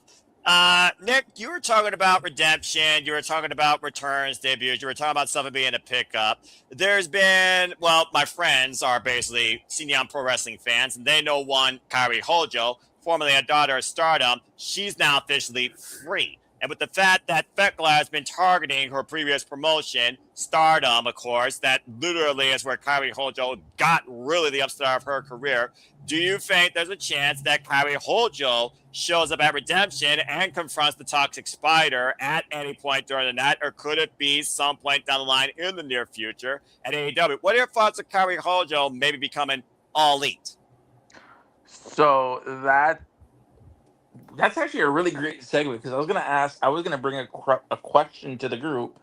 In regards to Kyrie, no, I would not want to see that match, because it just doesn't make any sense. There's his praise. It doesn't, and we're too close. Listen, I love it. I wish Kyrie all the success. this will go into my question for the group. But Go for it. I'm sorry, we're too close to All In to bring in to start new feuds and stuff. I think Tekla unfortunately is gonna fall at Redemption. I see. And I do believe that Willow is walking into Redemption as the world champion. Now, what Tekla does, there's only really one, for me at least. There's one person that makes sense, and it's not Kyrie. And I don't know what her status is. But yeah, so we'll kind of go into that when we get to it. I'll let JJ kind of ask his question. All right, fair enough. JJ, what you got a hand up for real quick? How is it a new story, though, Nick, or a new feud when Thekla's whole thing has been going after Stardom? Ding, ding. And Kyrie, granted, she's transplanting in from WWE, but before Kyrie was in WWE, she made her name in Stardom, like Noah said. So if Kyrie gets involved and costs Thekla the match as revenge for Stardom, how is that a new feud when that's been part of the whole thing with Thekla for a minute? Especially if that feud happens more often, or excuse me, happens more in Stardom directly, the company that Thekkla's been attacking, why she's only been attacking them while competing against their talent in AEW. I'd be fine seeing Kyrie Hojo versus Thekla in a Wonder World Star ring after the 5-star Grand Prix. And for those that don't know, we know that at least one third of the Triangle Madness will be constantly involved in there because Julia Hart's in the 5-star Grand Prix taking Bea Priestley's spot. So I would, the reason why I don't, so to answer JJ's question, I'd be more inclined to it if Kyrie was in Stardom and doing stuff in Stardom while, like, I get it, she was a Stardom before WWE. I'm saying I don't want her to be an AEW superstar. I don't want Tony to sign her. I'd rather her go to Stardom and be a Stardom star and come over. Yeah, I don't want her to be like, I love her. She's probably great. I don't need Tony to sign her. Because I think there's other people that he needs to sign first. I don't want her. I rather her go to Stardom, be in Stardom a little bit. I feel like having her introduced in this, it would just be forced. I'm sure they can give us a good build. I want to know, because we haven't heard. Usually when this happens, when we don't hear anything on television about somebody, they're close to a return. We still don't know, and again, we're not here to speculate. No. Yes, we are. Don't. Well, we are. I mean, we can. That's conversation. We're a fans podcast, and we're in an open mic forum right now. Speculation is definitely part of the conversation at times. Maybe sometimes too much, but in this case, I'll allow it. let's speculate. The last time, there's only one person I can see Tekla facing at All In to make it an All In match. And what would that be? Tony Storm. Where is Tony? What has happened to Tony? She got bloody murdered. Exactly. So I mean. And Mina's given up on looking for the victim or the murderer, because I still think Mina did it. Like, we have to wrap this. Like, we don't know. It's never been reported. Suspension of disbelief. It's ongoing mystery. You're right. But mysteries do go cold sometimes. So I wonder, like I can see if my thing is with this, and granted, if we get Kyrie versus Tekla at Wembley, I feel it'd be a downgrade. I feel like she would have been. I feel like she should have walked into Wembley as champion. I'm not convinced. I wish I was on the Simply Predicting on Thursday because I would have said the same thing. I'm I not imagine you would convinced. have. I'm not convinced Tekla's walking in as champion. I'm more on the end of Willow winning it, and it'd be Willow and Mercedes at All In. So I mean, if that is the case, what is Tekla doing at Wembley? The next best thing for that, I think, has to be Tekla versus Tony Storm, because then you can play off the fact that it was Tekla the one who killed Tony Storm, right? But I mean, we don't know what Tony's status is, so yeah, long-winded answer, but As usual of you. And But that's all right. isn't it ironic that we don't know Tony's status? You know, we and don't. we're gonna put on the tinfoil hat here a second. So forgive me, Noah, but if this was a WWE absence, we'd know all about it. Oh But yeah. certain journalists are keeping mum when it comes to AEW. But you know, we're not going to just call that out. Like I would love to know. Like we don't know. I don't think I've seen Sean Ross Sapp report it. We can report. And again, this is not. And we damn sure haven't heard anything from the North Cal Here we person go. who still hasn't rated Mercedes versus Maya World. Here we go. He's rated everything else. He's rated matches from Dynamite this week, but he still can't fucking rate that match. Yeah, I don't know. I don't know what's going on with that. I don't like. Let's Saying speculate. tinfoil hat, but you know. I mean, conspiracy theories abound, tinfoil hats on galore, flying saucers up in the Where's air, Christy crop Ventura circles at when we night, need him? flexing his muscles in a boa scarf somewhere. Not on Saturday Night's Main Event. But anyway. It's just it's amazing to me. It's amazing how we can report that Tay Mello wanted her release. We can report about fucking. We can have a 48-hour fucking neighborhood watch on Sammy Guevara's Twitter profile. We can have news on anything. Top 5 answers on the board. Name something you hear more of besides Tony Starr's whereabouts. Good grief, Nick. But like that's where is Tony? Stop him when he's telling lies. Where is Tony? Well, if you follow all that, he's not lying. But I'm not on social media. And I feel bad. And I feel bad for Tekla. If Tekla's not walking into All In as champion, the next biggest match that she can do is Tekla versus Tony. Mind you, she'd probably be on the losing end of that because, I mean, Tony's not going to come back and lose. Bloody hell, she's not, especially when she's going to probably be more noir than ever with her character. I'm just waiting to see what sort of cinematic introduction we get in full color or monochrome. Yeah, so it's yes, there's a lot of things that are really It's going to look like this, or it's going to look like this. I love to see, and it's unfortunate. Tekla had a great run. I wish she would go in as a champion, but I don't think that's gonna happen. Yeah. So to kind of switch gears a little bit, sorry, I wanted to ask you guys. So full gear. No, well, we know that's official now, of course. In November, it will be in Phoenix, Arizona. But anyway, continue, Nick. I love it how they haven't. I love it how they can announce Full Gear, but they haven't announced Wrestle Dream.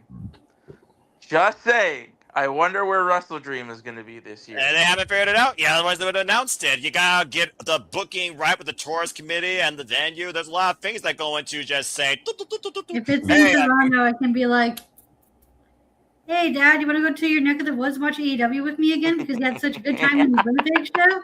Well, you know it won't be the Scotiabank Arena. W now owns that as their MSG up there in Canada, but you might get the Rogers Center. But anyway, continue. I mean, you know, I'm going to steal Nick's trope here for a second. May as well go to Toronto to see it because you know they're not coming to Winnipeg. Right. They ain't going to Winnipeg. We ain't going to win the peg. Ain't none happening. And they wouldn't do it at the Rogers. And they're giving you Grand Slam freaking Montreal instead of Redemption. But anyways. Yes. Well, you know, hindsight's 2020. We'll see what everyone thinks after the show is over. I don't expect your opinion to change. Me, though, Listen, I'm the optimistic guy that covers everything because I'm the guy that has to be first and foremost on the damn mic. Anyway, Noah, Nick, go ahead. Noah, I love you. I love you. You know, I love you. I love your takes. You're great. But if you're gonna tell me that this show is anything but, listen, I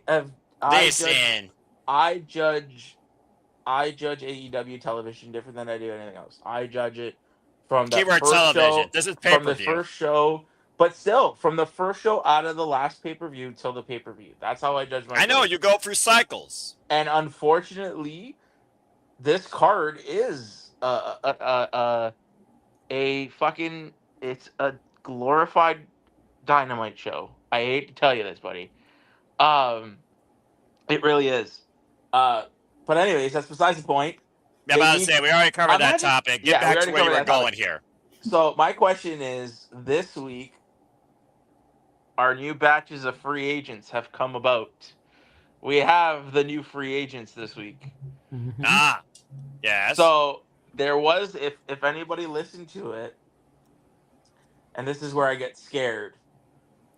Tony went on the media call. I listened to a little bit of it. Apparently, the news is there are 7 talents waiting to be signed by AEW. What? Apparently, there's, according to sources, and I forgot where I saw it. I think it was Fightful and SRS. There are 7 talents waiting to be signed by AEW. So I was gonna say I think we should, you know, if that is the case, who of the free agents that are out there, who would be your 7? I would probably need a list of all of them, considering, again, I don't read into dirt sheets news, and I just see what happens as it happens. Seeing is believing. Seeing is reality. That's real reality, not kayfabe reality that's produced by a director. But, again, we already said ad nauseum while we're covering Wednesday, right, folks? Considering 2 men, particularly, that could show and be part of the company with a tag team division. As far as others outside that, just trying to figure up names off the top of my head. We talked about Kyrie Kojo, but again, Sherry did return in Stardom for a stint. Her being part of AEW, though, I'm sure Mina would absolutely love that, because Mina, of course, can't wait to see what's next for Kyrie Kojo. Where will that motorcycle take her? Stay tuned. Might as well be cast for Blade Runner or a DLC for Cyberpunk 2077 in that outfit. As far as others, how many times, if I had a freaking A&W root beer, for how many times you have made some sort of joke about it's a new day, it's a new day, it's a new day, and they aren't free agents yet, but you're still on that freaking bandwagon. I'm not good at math. Well, you're dyscalculia versus dyslexic is what that is, all right? Yeah, big words, folks. Go get a dictionary. Learn how to say something. Words are harsh. A thesaurus only helps you find similar words. I could give you 15 different words for a single word if I had to, but I'm not here to give a damn education lesson. Did you miss my joke, Noah? Yeah, probably did. No, me. Most stuff goes over my head or I'm indifferent. Again, sports indifferent, wrestling invested. New quote. But anyway. I'll repeat it so people can hear it. I said my favorite dinosaur is the thesaurus. Okay, Google AI, was there actually a dinosaur with a similar name in Latin to thesaurus? Let me know in the few seconds. Thank you. I'm sure AI will be like, sorry, I didn't quite hear that. Anyway, thank you, Ash. I'll run down the names of the following free agents as of July 23rd. I'm going to go look at the list, too, just so I have it for everybody, because they ain't going to remember that jack crap. Motor City Machine Guns are off the list, so they're now free agents. You had Aleister Black and Zelina. You had Bo Dallas, Dexter Lumis, Eric Rowan, Joe Gacy, Nikki Cross, the Wyatts. You had Zoe Stark. You had Santos Escobar. You had Kairi Sane, and you had Kaylee Ray. Well, Kaylee Ray is already in Pro Wrestling Eve. Nikki Cross, aka Queen of the Galaxy, the best in the galaxy. Nikki Storm, she's back not only with her husband Damo, now they own Progress Wrestling. She's wrestling up and down Europe. In fact, she just showed a mixed tag team match recently in OTT. Yeah, for those that don't know, I don't watch WWE and AEW on a weekly basis, except Dynamite Live, and more often now, Dynamite I almost watch on DVR based on my work schedule now that I'm salary. I watch the two biggest companies domestically on highlights. My potpourri, as I basically discussed on Tuesday night with, of course, No DQ Review, is literally everything else. So that's how I know this type of stuff once in a while. But, yeah, continue. Yeah, But, I do see your hand. Pause, Nick, because you're roundabout brain. Let's keep it in the same position. JJ, what you got to say real quick? So, when it comes to who is Tony going to sign, I think it's a given he's getting the Machine Guns. You think? Mm-hmm. Okay, so there's 2 off the list. I think he's going to get Kaylee Ray. Partially because Isla Dawn is already there. True. You put the Unholy Union back together, you've got another team for the women's tag division. I wouldn't mind seeing those two take on the Brawling Burrs now that you mention it. So there's your third. Hot take, controversial take. I could almost see Alistair and Zelina. Like, I know that's controversial because of the way Malachi left. Apparently. But I think that if he comes back with Zelina and is given the freedom, now that he's not bound to the House of Black, I think he might get better results. Okay, that's fair. I also want to point out that they do have a show coming up in Glasgow, Scotland, of course, on the road to All In. So you very well could see Kaylee Ray, much like Isla Dawn, I believe, made her Dark debut last year when they brought WWE Dark back. Man, I missed that show. I could see Kaylee Ray and Nikki Storm probably being a part of that show, honestly. Then you got Kyrie, who will probably be dual contracted between AEW and Stardom. That'd be an interesting first for a woman. And I think you'll get Santos Escobar, probably dual contracted between AEW and CMLL. I didn't even think about Santos Escobar. Or because I could see Santos getting thrown in there with Roosh, Beast Mortos, Hijo del Fantasma. Okay. I mean, he did sign a ton of talent this year from CMLL to a contract, including Persephone. I cannot wait for her in Statlander. I could even see him and Andrade doing something together. How you know? Don't make me put the gift back in there. You brought up Andrade. You knew that was coming. That's how you know.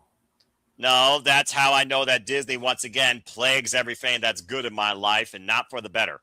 Anyway, continue. Yeah, I threw that in there because I figured if anything, Ash would get a kick out of that joke.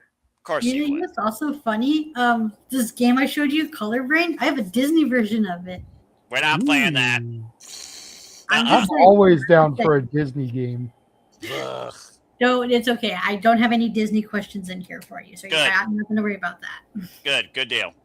Less Disney, the better. Cartoon No, Network guy. more Disney.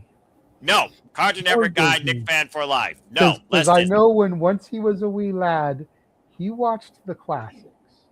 And then I found Nickelodeon Cartoon Network and never looked back. Anyway, When Noble was a young warthog. very When nice. he was a young warthog. Not copyright. Damn it. Not copyright. But anyway. The biggest mind F for me was when I learned that Pumbaa was Leon Carosi from the Saved by the Bell Beach Club episodes. The more you know, folks. And if you want to stay tuned for your own edition of Seen It, subscribe today to Constantine Studios, hosted by the regular wrestling AJ Williams. Oh my god, I used to play Disney Scene It all the time with my cousins. That was such a freaking. Oh my god, there was one time where I kind of scared the crap out of my cousin because we had to play the Silhouette game and I immediately knew it was Buzz Lightyear and I shouted out the answers super loud. Oh, well, that would do it. It's almost like having Tourette's. You just say something out of "Arr!" to just surprise everybody, or you just literally stand there like a mute fool until you literally hear your name being yelled out, be like, "Johnny!" Freaking like Roderick Strong. But anyway, freaking Roderick Strong, best gimmick ever. I love that. Still hilarious. Catches That Renee made- and Lexi off guard. That made Roderick Strong seem so interesting because I swear to God, if you look up vanilla in the dictionary, there's Roderick Strong. Still, he breaks your back 200 different ways from Sunday, but nonetheless, Still fair doesn't enough. make him any less boring. Yeah. Well, you know, hindsight's 2020. People like vanilla ice cream about nothing. There's nothing wrong with vanilla ice cream, but I'm just going to say this right now. Roderick Strong solo, boring AF. Roderick Strong, He never was Strong. meant to be a solo act, to be fair, all right? He was never meant to be a solo I was act. about to say that. Roderick Strong team and a tag team just works so well. He It's just a point. becomes interesting all of a sudden. Conglomeration, it works. And maybe it's just because I saw Roddy back in like 06 and 07. Of course. But I'm a big Roddy solo guy. Like, I can just sit there and you know how some people have an accent, Ash, I know you know this very well, and they'll say, oh, I could listen to that man read the phone book. Yes. Roddy is the type of worker that I could just watch him go hold for hold with somebody for like 90 minutes and not get tired. Yeah, that's fair. Yeah. Because I saw him, fucking 20 years ago. And he's still going hard to this day, and so is his wife that tells everybody Yeah. to do better. She recently faced Suzuki. That was awesome. It's Boy just wrestling. like it's one of those things where when you see the people you saw in the underground get their come up, you know what I mean? So Yeah. I can get where someone would find him bland and boring. But I'm the type of guy that could sit there and just watch him do, chain wrestling for 90 minutes and be like, purdy. Yeah, about to say, him and Kyle O'Reilly at Dynasty was one of my favorite matches of the night because it was a grappling clinic. That's right. And, of course, your boy, Zack Sabre Jr., Bloody King of Techers, he had a generational grappling clinic with strong style with Uya Amira, as Uya got the better of the front man, just to give you a little G1 update. And they put up for free the match of Zack Sabre Jr. versus Kyle Newman. So what does that tell you? So you can go look at that on YouTube, Ash. Yeah. And for anyone that's never seen NJPW, there's your chance. Anyway, but it is interesting that JJ brings up Underground, so I'll add this as a last little closer. Let's see how well Kendall Gray fights, because, believe it or not, there is at least 2% of things I care about in WWE. One is Lyra Valkyria. The other one is the best damn women's professional wrestler. Let me say that again. Women's professional wrestler. Potential for the future, and that has one Kendall Gray, the NXT Women's Champion. But it looks like her and Lola Vice aren't done with each other. But can Kendall Gray hold up in a fight? The next time the NXT Women's Championship is on the line will be Underground, as Kendall Gray goes one-on-one with the undefeated Lola Vice in NXT Underground for the NXT Women's Championship 1 week from Tuesday.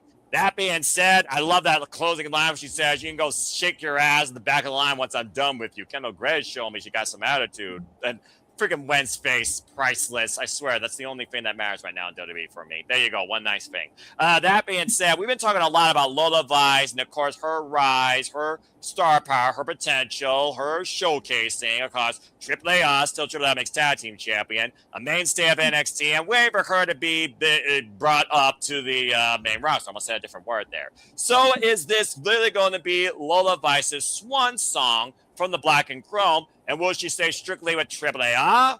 Or will she go up to Monday Night Raw or SmackDown? Honestly, both brands could use her, I think, because they need some person with actual merit and identity. Just saying. JJ, it's your NXT, it's your former women's champion. You know Lola Vice, but you also kind of know Kendall Gray, so I'm going to put you on the spot first. Is this Lola Vice saying, adios and muchas gracias, or does she knock Kendall Gray the fuck out, and do we just reset the clock? Spoiler alert here in 3, 2, 1. Lola Vice and Mr. Iguana lost the mixed tag titles tonight on AAA television. So now that she is titleless, I think she's losing to Kendall Gray and going to the main roster. All right, Ash, do you agree with that predicament or prediction? Yeah, it's possible. She can go up on the main roster because, god damn it, they could use some women, especially on the SmackDown side of things, for that U.S. title contention. And Priest is on SmackDown as well, so you put the couple together. Oh yeah, I forgot we were a couple. That's a good show. I forgot Damian Priest was the tag team champion, by the way. I mean, tag teams in WWE, what the heck is that? Not in the women's division, am I right? I mean, they're trying. He's a tag team champion? Damn. Who's he partnered with? I rest my Our case, truth. Your Honor. What? It's Yeah. the Judgment Day. Priest and Truth. Oh, God. We just broke Nick's brain. I almost feel like he should go on camera so we can see his head exploding. That would require effort. That would require effort. He's That would- done. He's that about to would shut require effort and clothes, and I don't want to do neither. down. Okay, then, TMI. Well, that being said, Lola Vice, yeah, I hope you get knocked the F out. Kendall Gray to spearhead the NXT Women's Division to the next generation. Please, not she loses that title. WWE, don't fuck this up. If you fuck this up, I'm going to say fuck you. All right, I mean, well. I just think it makes sense. You know, It does. Lola's undefeated in the underground. Mhm. So if she loses, what is there to keep her in NXT? She just Nothing. lost her signature match. Exactly. I don't see them bringing it to the main roster. Hell no. If they were going to, it would have to open up any show that it's on. I mean, Because let's be real, at this point in her career, Lola Vice isn't going to main event a main roster show. So it would have to jerk the curtain on it. Extreme Rules did have the fight pit as a semi-main in a bygone life. I'm just saying. But, you know, she lost the mixed tag title. She lost the NXT title. She loses the rematch in her signature match. Main roster debut at SummerSlam, maybe? If not the Raw afterwards or the SmackDown afterwards, because like you said, Ash, you ain't selling tickets with Timu Baddies. You'll be selling tickets with Lola Vice on your brand. All right. Hey, I like the Timu Baddies. Thank you very much. Okay. Good for you. The only one I'm still meh on is BFAB. She's still, no matter what she does, she has not sold me. But you know how much I love that bitch. And Mia Yim, yes, please. I refuse to call her Meechin. She said thank you. Keep calling me Mia Yim. So I'm going to keep calling her Mia Yim because that's what she wants.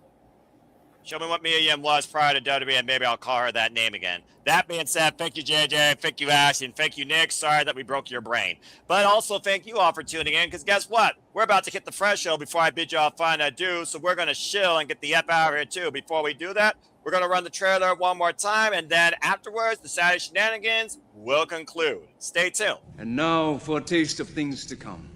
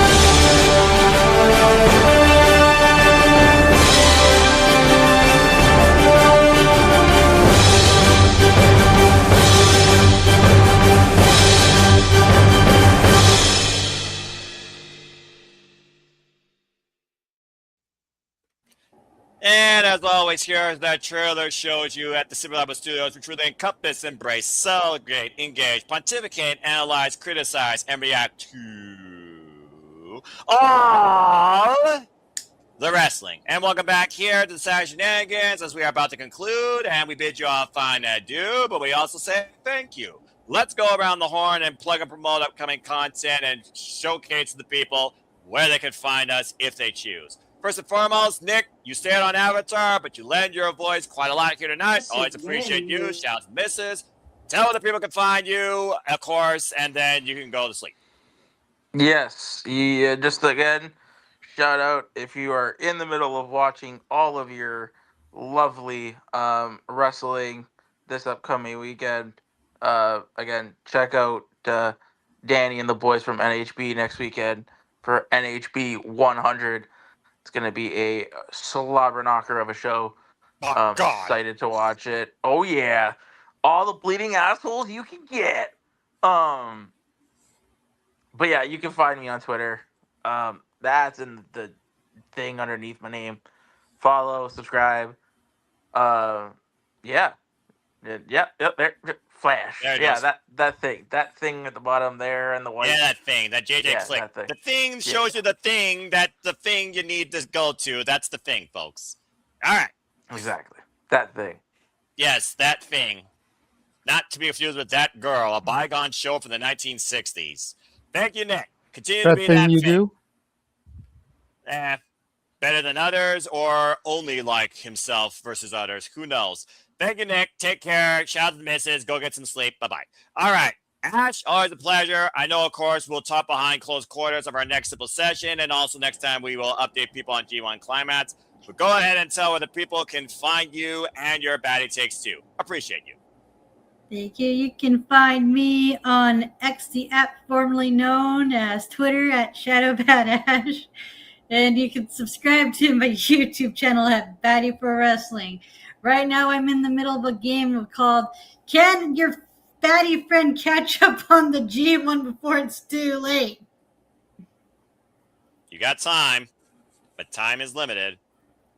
All signs point to no. Damn, JJ, zero confidence. Wrong.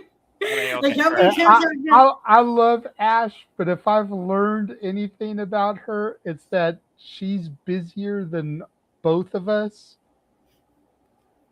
Accurate. And happy belated birthday to Zack Sabre Jr., by the way. Yes. Dickhead. Happy birthday to him. All right. Thank you, Ash. Continue to stay batty. And Also, again, his birthday was the same day as my uncle's. oh, well, God rest happy his belated birthday. soul. God rest his soul. Happy belated birthday to your uncle and anyone else that celebrates on that day as well. And I buy look her forward. t-shirts. Yes, and again, if you haven't already, invest in the bat, invest in Above Studios, buy that shirt, buy all the merch. Simple as that. I'll see you for the simple session later this week. All right, JJ, Chief Brand Ambassador, social media guru, and all-around friend, renegade of wrestling too. Let's go ahead and get for you. First and foremost, always appreciate you. Happy to lend my voice and lend what you have given me in the proverbial hosting position. Where can the people engage and find you? And what are we up to? Well, of course, you can find me at all the lovely Chase U alumni. Instagram, The Renegade, JJ Williams. YouTube, Casa D18 Studios. X Casa D18 Studio. No S at the end. Make sure you're following the Simply Reliable Studios on X at SR Studios 2024. That is where you will find all of our big announcements. It was confirmed this Thursday, and we touched on it a little bit here, but we will be having our first wrestler two-time guest coming up this week as the new Pro Wrestling Symphony Women's Champion. And the Spark conduit, Pacific Champion. Continue. the conduit of karma, Kaya McKenna, will be joining us once again. It's good to have her come back for another round as we will be sponsoring her upcoming match at Pro Wrestling Symphony No Remorse against Sigrid. We also got confirmed, no date yet, working on, but got confirmed that we will be having another two-time guest returning to the program. This woman works for a alternative music icon.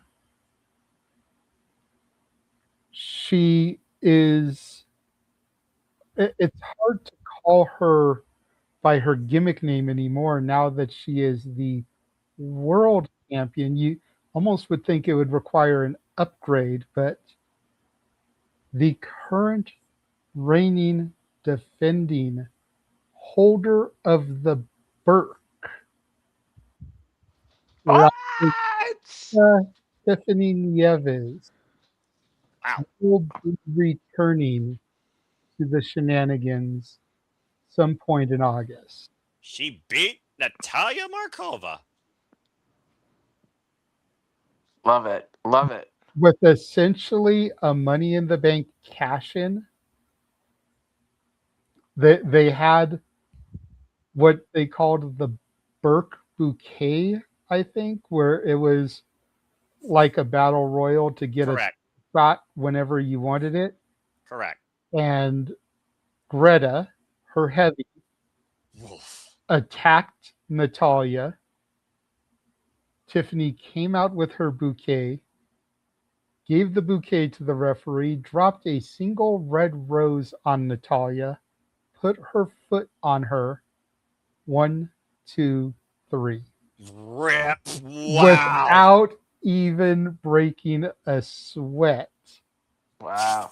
She got the better of her longtime rival, who we actually, you can go into the archives, we actually called the steel cage match between Tiffany and Natalia Markova. Mm-hmm. So cool getting to interview her in the past. That interview is in the archives as well. That was a one-on-one with her and I. I remember that. This is going to be more people involved. Walter definitely is going to be involved in that. He better be. Nick, I know, is a little bit shocked. I mean, you can tell he came on camera. We can only see his nose and eyes, but like he came on camera for that announcement. So He pulled his best Wilson from Home Improvement. Well, I mean, I understand that reference. I've never. I mean, you guys interviewed Nieves before I came on the cruise. So I mean, the fact that she's a two-timer and I get to be there is gonna be pretty cool. She was the first interview of the Simply Reliable Studios era. Yeah. Inaugural guest. We had interviewed Gino Rivera, but that was under the Multiverse of Media. That was under open mic night. La Princesa was the first interview of the SRS era. Yep. So Congratulations. in a lot of ways, without her, none of these others would have happened. She's the one. Yep. So She's the spark. Looking forward to having her come back. You know, hit her up pretty much as soon as she won. That just goes to show how busy she is. I hit her up when she won the title. She got back to me this week. Respect. That's crazy. Which is almost like 2 months later. Mm-hmm. So Nick, I would recommend you go back, watch the archived interview, just so you don't ask duplicate questions. Okay. In the words of Vince Russo, do your homework, bro. I was waiting for that. People, All right. I didn't do great in school. I never did my homework. What I do want to know, I mean, because the weekend is upon us, and won't ask you till next week. Do we have any big plans for August and All In? Not yet, no. Okay, cool. Good to know. Good to know. We have a lot of stuff to get through before that. Yeah, It live in the is true. present. We Live the have present. next week SummerSlam weekend. There's at least 3 days in August where I may be away from all of this. So I'm sorry, Noah, in advance. At least 2 of those are Shenanigans nights. So Do what I do. if I'm able to come in via late, so be it. If not, well, I know you and the crew will have things handled. I do my best. That's the great thing about this team is that we've got enough hands now that if I have to step away, I'm sure people out there watching notice Walter isn't here tonight, but he's been in the chat. If someone needs to step away for a night or a couple of nights, we got things covered. Take a PTO day if you feel like, folks. Your mental health matters. All right, JJ. Well, considering no one here gets paid, kind of hard to call it a PTO day, but you know what I mean. A mental break is always a good thing, and taking time for yourself. Dang. Even if it's not a mental break, just because there's something you want to do. Exactly. Personal time off, by the way, but I Yeah. do see why you said that. All right. Whether continue, it's live wrestling in Toronto, Winnipeg, Montreal, find a way to get there and enjoy it. I know Nick is going to Greektown Wrestling in the middle of August. There you go. Yes, yes. That is Gonna going to go be see the a Babushka Baron, Jeffrey John. Go check out the archives and see the interview we did with him this past week, almost 2 hours long. Mm-hmm. All right. Yep. Greektown should be fun. Yeah, the indies are thriving. Support the indies. Damn Yeah. right. If you Preach. can't find anything on TV to enjoy, search out your local independent and give them the money instead. Simple as that. Yes. All right.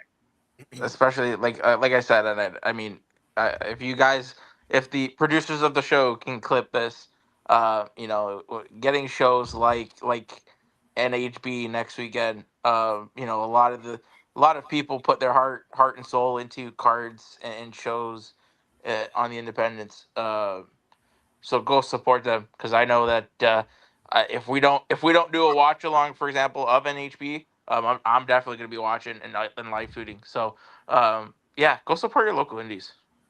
Respect. All right. Thank you, Nick. Thank you, JJ. And again, this is the money you should be spending on independent wrestling and not on the big two if you are underwhelmed as a fan. Simply Reliable Studios endorses this message and reminds you that 15 minutes or more could save you 15 minutes on boring TV product. All right. And before you shill, since we mentioned Tiffany Nieves, let's go ahead and shout Walter out, who is 19 away from his goal. 19 subscribers to get to that 300 mark, and he has until SummerSlam Sunday to do it. You can do Rage of Wrestling on YouTube, Walter.Cruz.940 on Instagram, Walter Alex Cruz on the X. Mm-hmm. Endorsed by La Princesa herself. Get it? Got it? Bueno. Muy bien, muchas gracias. And again, congratulations to the new NWA World Women's Champion, Tiffany Nieves. And just because I followed her in the independent scene, congrats to Nikki Blackheart under her new name, which I don't know because, again, W names, LOL. On her Reina Vulcan. Reina Vulcan. Good grief. Thank you, JJ. At least someone follows NXT more than me. Here this is NXT. Reina Vulcan, our recent ring debut on NXT. Again, support those that you follow in this business to those other stages, even if you don't necessarily invest in those stages on a regular basis. Like I said, there's a reason why I still look at everything, but nowadays my business is potpourri in wrestling, highlights domestically, and then wrestling is put off to the side for rest, family, mentality, gaming, and working. Simple as that. Thank you, JJ, and thank you, everybody. Again, folks, I want to remind you all here, we are the Super Reliable Studios. You saw the X account earlier. That's the mothership, if you will. If you haven't already, follow us there today. If you want to further engage with me, find me if you choose and Foster 1916 on the X or on YouTube. For I am nothing more but a simple man and a lifelong fan of professional wrestling. Damn it!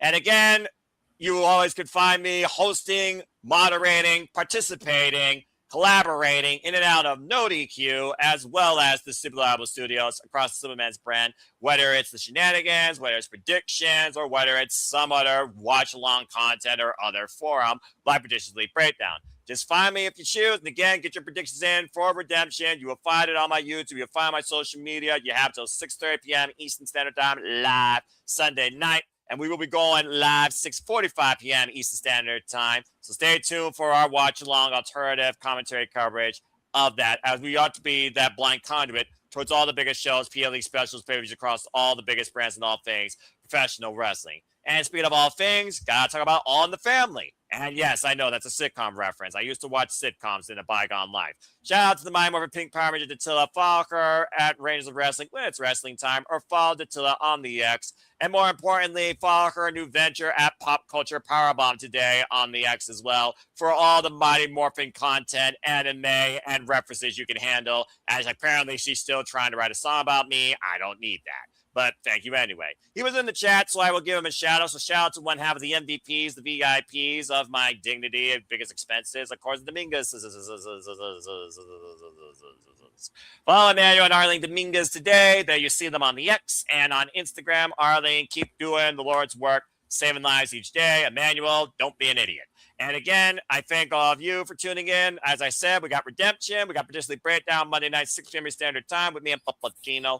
Follow Papagino Never Today, Papagino 0017. And then we go into SummerSlam week, whereas right now, Sleep Predicting is penciled in for SummerSlam, a one-night stand-out, all matches predicted festivity that will be 11:30 p.m. Eastern Standard Time this Thursday night across the Super Reliable Studios outlets. Of course, we'll have our watch-alongs and our weekend concluding shenanigans after the 2 days conclude. And as we also talked about earlier, Wednesday night, you can stay tuned for our watch-along video dynamite where we look at the fallout from Redemption. And again, stay tuned as the Conrad Kama returns center stage to the Studios, gracing us with her presence in time. Once again here, shout out to Kai McKenna. And again, congratulations to her on also becoming the Spark Joshi Pacific Champion, beating Erica Demina, who now we evolve as a WWE superstar.